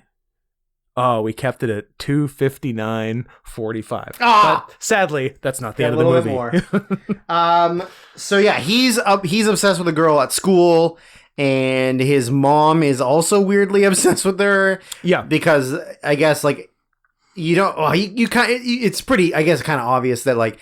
That's the she's the victim. She's the victim, but he's also sort of getting feelings for her. But then I think he wouldn't mind. But then her. those feelings go away really quickly. Very quickly. Then he immediately turns into a bad guy. I think maybe he didn't have feelings for her. I think he's just a no, because at one point he says to his mom, like, does it have to be her? That's right. And she's like, yes. Well, I guess I guess he was sort of catching feelings, but push came to shove and it was business time. Well, he did push and shove into his mom, so yes, he did. A bunch for reals. Also, just to add on to them having real sex on the film, like HBO's real sex. Yeah, you just had real incest sex, which is awesome. Awesome, like so good. I would love to for real fuck my fake mom. Yeah, on camera, on camera in Sleepwalkers too. Yeah, don't you tempt me. It's so good. Oh yeah, like dude, we had sex on camera. Like really? Wow, that must have been really intimate. Yeah, and like she was playing my mom at the time. And then we turned into cats. The best. I love when he met the girl's mom. Yeah. And the mom says to him, "What does your father do?" And he goes, "Oh, he's dead." And then the mother does not ask what his mother does, even though she is the only living parent, because women can't have jobs. She's the breadwinner, and what does your father do? He's dead. No further questions. All right, moving on. I guess your family just doesn't have money. Moving on. Yeah, I liked that a lot. Sorry, there was double magic because after initiating cloaking device on the blue Trans Am, after the cop passes, he turns the car into a red Mustang. Yeah. Which begs the question, how far does his magic reach? I don't know. What else can he do? We'll never find out. Can he turn the girl into a red Mustang? Probably. Like I would love to know. I feel like we've barely explored the lore of Sleepwalkers.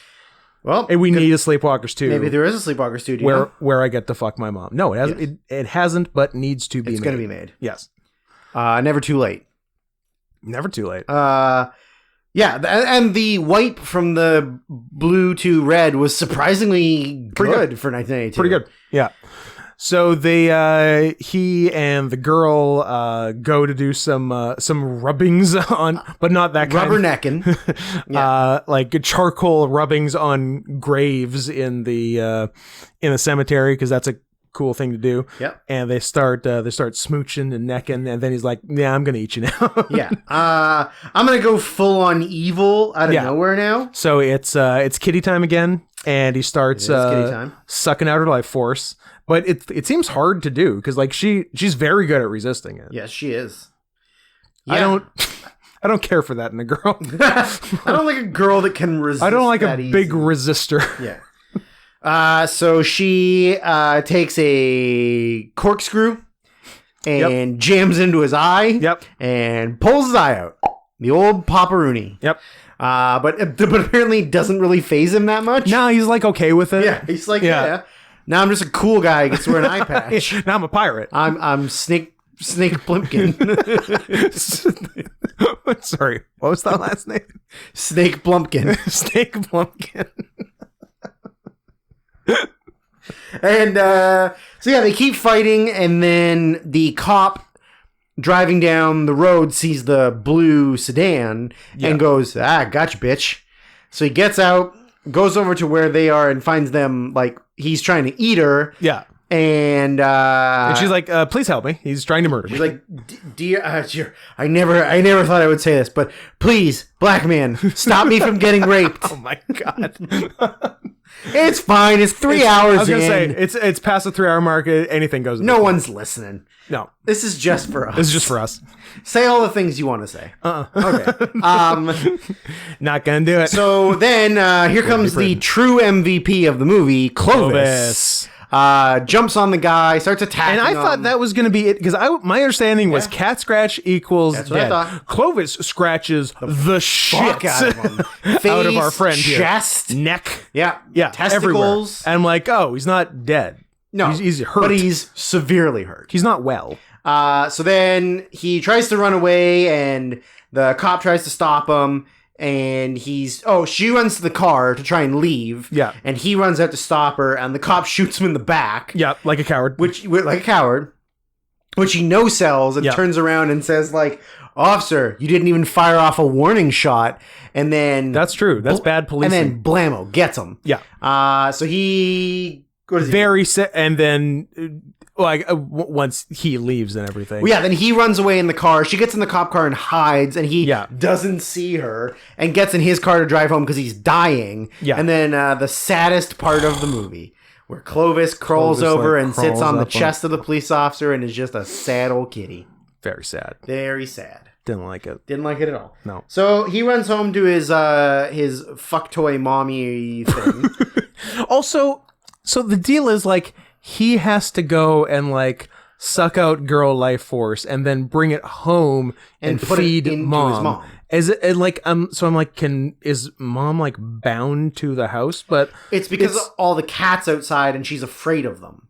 Oh, and she just comes out later because she has to? Yeah. Okay. So the whole movie, there's been more and more cats. Cats are hunting them. Approaching the house. Like, it goes from, like, a few to a lot to just, like, every cat in and a they've set out, like, radius. Cat bear traps. Yes. Which gets a couple. That are just chomping them. Yeah. Yeah. But then, so there's just, like, a million cats. Yeah. And she stays in the house because, in theory, cats can't get in the house.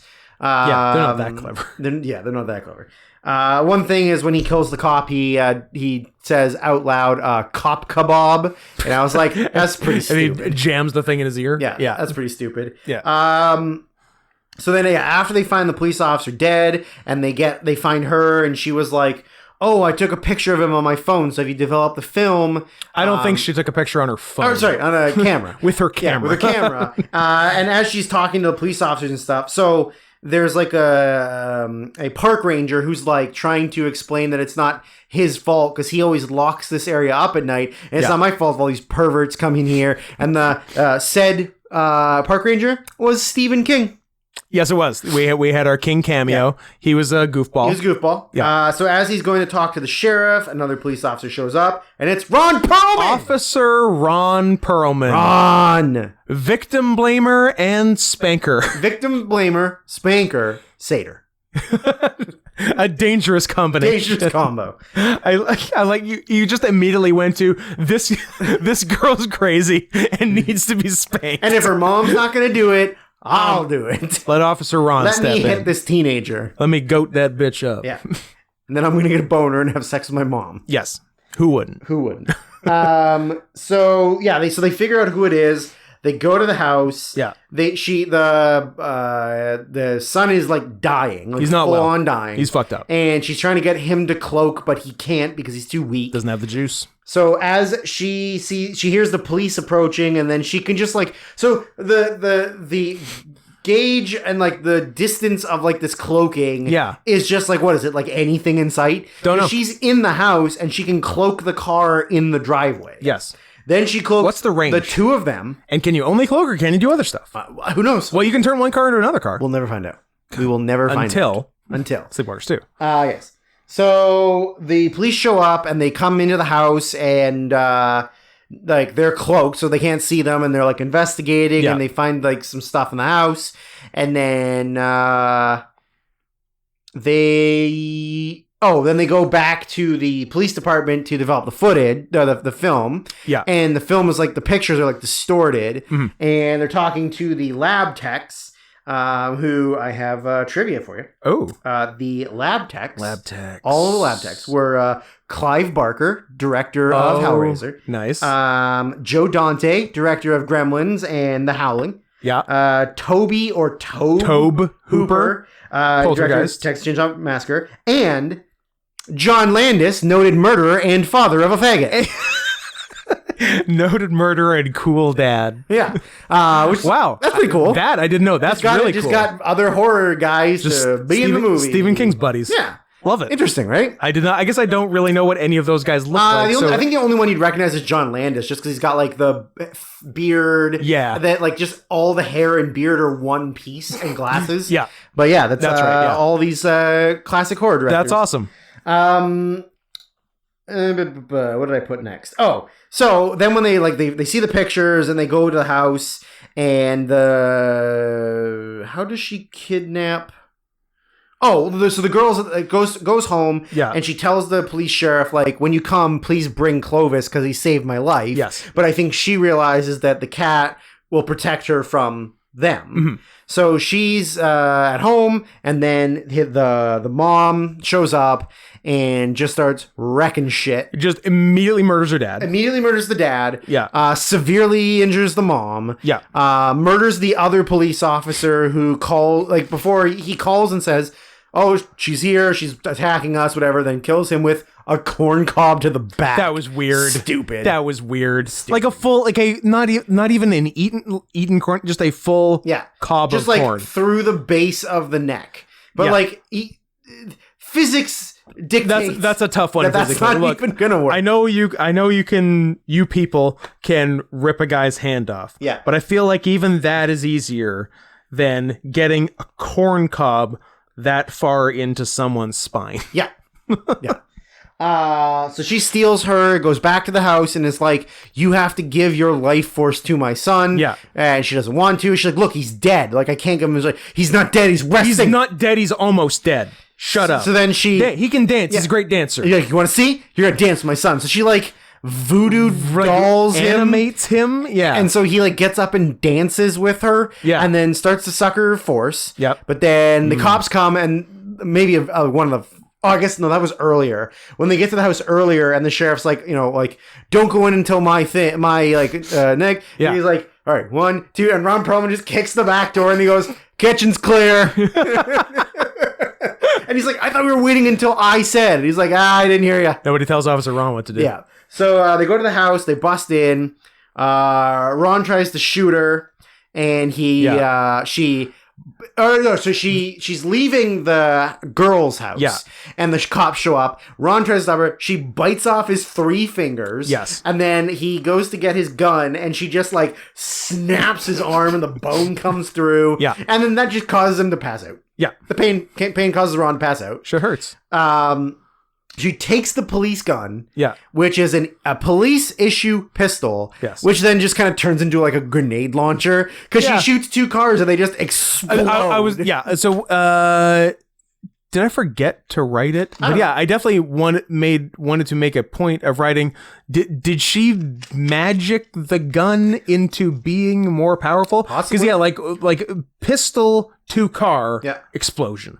Maybe she like curled the bullet and it went directly into the gas tank. Oh, she did a wanted style. She did a wanted. That makes sense. And then it just went. Yeah, almost as good as a potato in the exhaust pipe. Almost could have killed my 7th grade teacher. From a crazy Chinese I'm person. gonna look him up on Facebook after this and see if I can still look at his profile. So yeah, takes her back to the house, tries to get her to give her the life force, then they do the dancing. Yeah. The dancing and the jiving and the singing.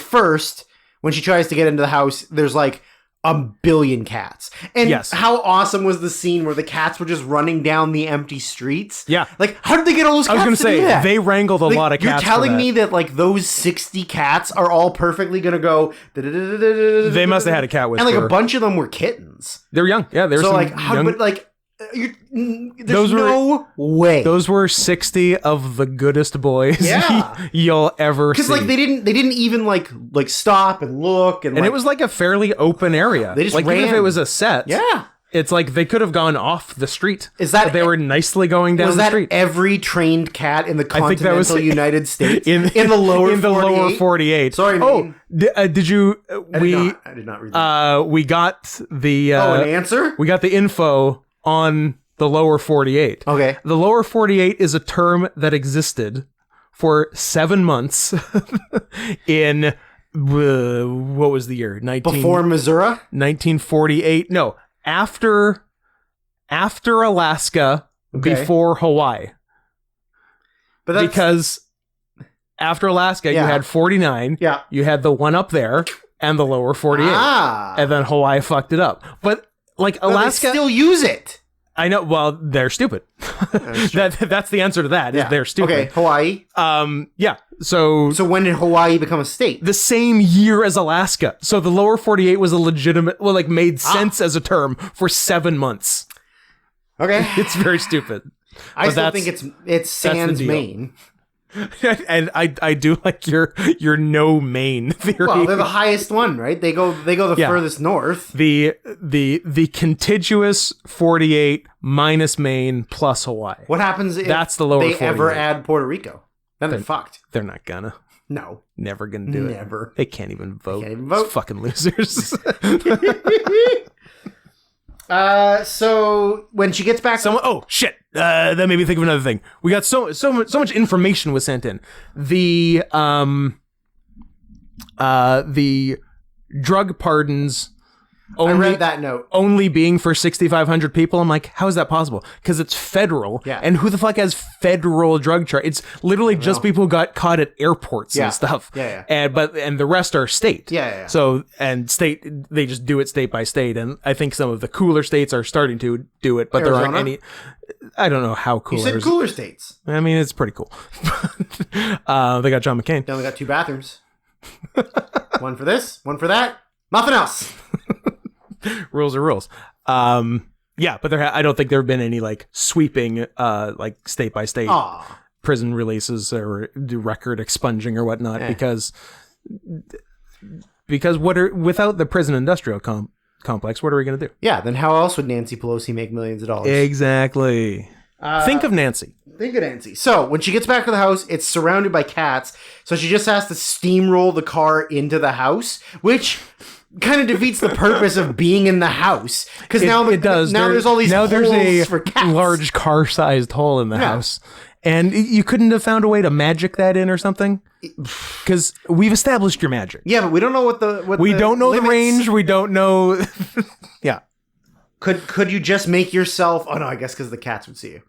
Yeah, I don't know. You couldn't open the garage. I guess the cats are onto your shit no matter what. Yeah. They're very clever. So now there's holes. The cats can get in, and they start attacking her. Yeah. And En masse. and A few of them she just like rips in half. she caught one in the air and just went yoink. Yeah. So the cats start attacking her, and she's kind of like a useless woman in a horror movie. And the police chief shows up, and she turns into a gross cat thing. Yeah, with, and there's a few with tits, but only 2. Don't get me started, Pat. Why not commit? Don't get me started. And not a tail to be seen. No tail and 2 tits. Yeah, Get so the fuck out. Obviously there's problems here. But and throughout the movie when the guy is morphing in the car beside the police officer and you see a few shots in mirrors, there are TF transition stages beyond like the initial kitty phase. Yes. And they all look bad. Yeah, well, they look more like lizards than they get like real, like the worst Sphinx cat. Yeah, it's weird. They just get like real. The problem is they're trying to make them gross when I don't think that's the way to go. Nope, you can make them sexy. ACAB. Yeah. All cats are beautiful. Yeah. Yep. ABC. I was being Chinese. So, anyways, she's getting the upper hand. She almost kills the sheriff. And then how about the deputy? She did not shoot the deputy. Okay. Here comes the fucking MVP of the fucking movie. Clovis. Fucking Clovis, baby. Back in. Yep. Fucking slices that bitch. Yep. And she fucking straight like up dies. Self-immolates. Yeah. And everyone's happy. It literally just ends there. Like, and it ends with an Enya song. It does end with an Enya song. The funny thing I read about that was Sony gave the director a list of like the music that could be used. Yep. And it was the one he hated the least. Of all the other available songs from Sony Music. The best possible closing credits song for Sleepwalkers of the options given was Enya. I would love to see 1992 Enya song. I would love to see the other options. Me too. What if it was just the rest of Enya's catalog? It was all Enya. Yeah. Like what was less appropriate than Enya? Well, it was literally just the song he disliked the most. Most or least? Or disliked the least. Yeah. Because it's not like he liked that song. No. They were like, you're putting a song in this fucking movie. Yeah, but we have the catalog. But that was the best option. Yeah. I would love to see worse options. One thing we forgot was when she goes to the house and attacks everyone, she throws the mom through the front window, and she takes a sick bump. Yes, she does. Yeah, she goes. It's a real Saturn throwing Mike Bell through the ropes. On her neck. Yeah. Yes, very true. That stunt woman's probably paralyzed. Oh, for sure. But she died doing what she loved, being in a cat movie. So that's all the movies. Of course, it logged me out, and I have to do a security check. Why would anything be easy? Why would it work? But because I think there's a few amusing things written in the message from the person who made this happen, Nicholas S., who in the initial payment for this, not to be confused with the payments sent today.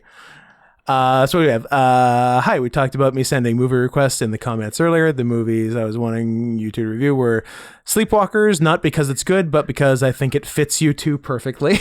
Yeah. Behind the Mask. Why? Because it's cats and incest, you jerk.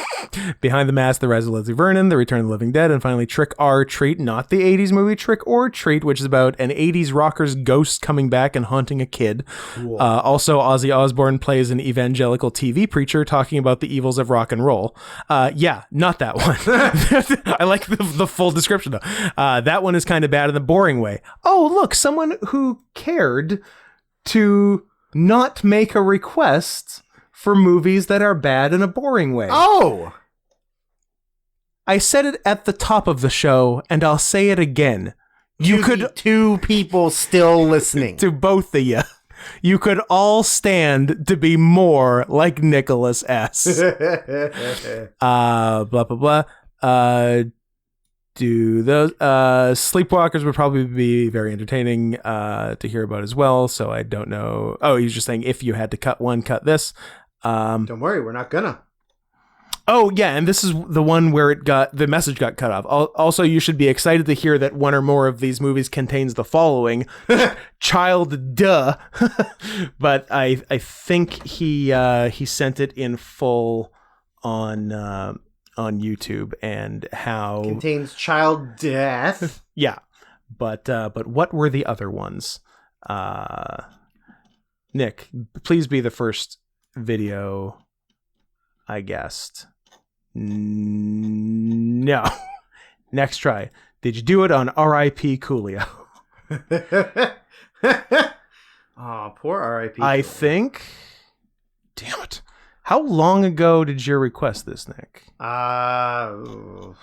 Several. So, okay, let's see if it's on this. I've only got so many more in me. Ladies, putting my kids through college. I know what your avatar looks like, Nick. I'm inside you right now. Inside. Was it way back on Raising Cain? That feels like a goddamn lifetime ago. I think it is. Oh! Let's Maybe. see them replies. Do we have a long one? Yes, we did it.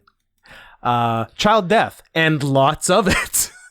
Non-con, TF, incest, and naked women dancing. But who cares about that, right? Finally, I got an odd request. Could I pay you to do one of those gay song parodies that you used to do, or are those just a spur of the spur brackets T of the moment type thing that happens naturally? If I can pay how much?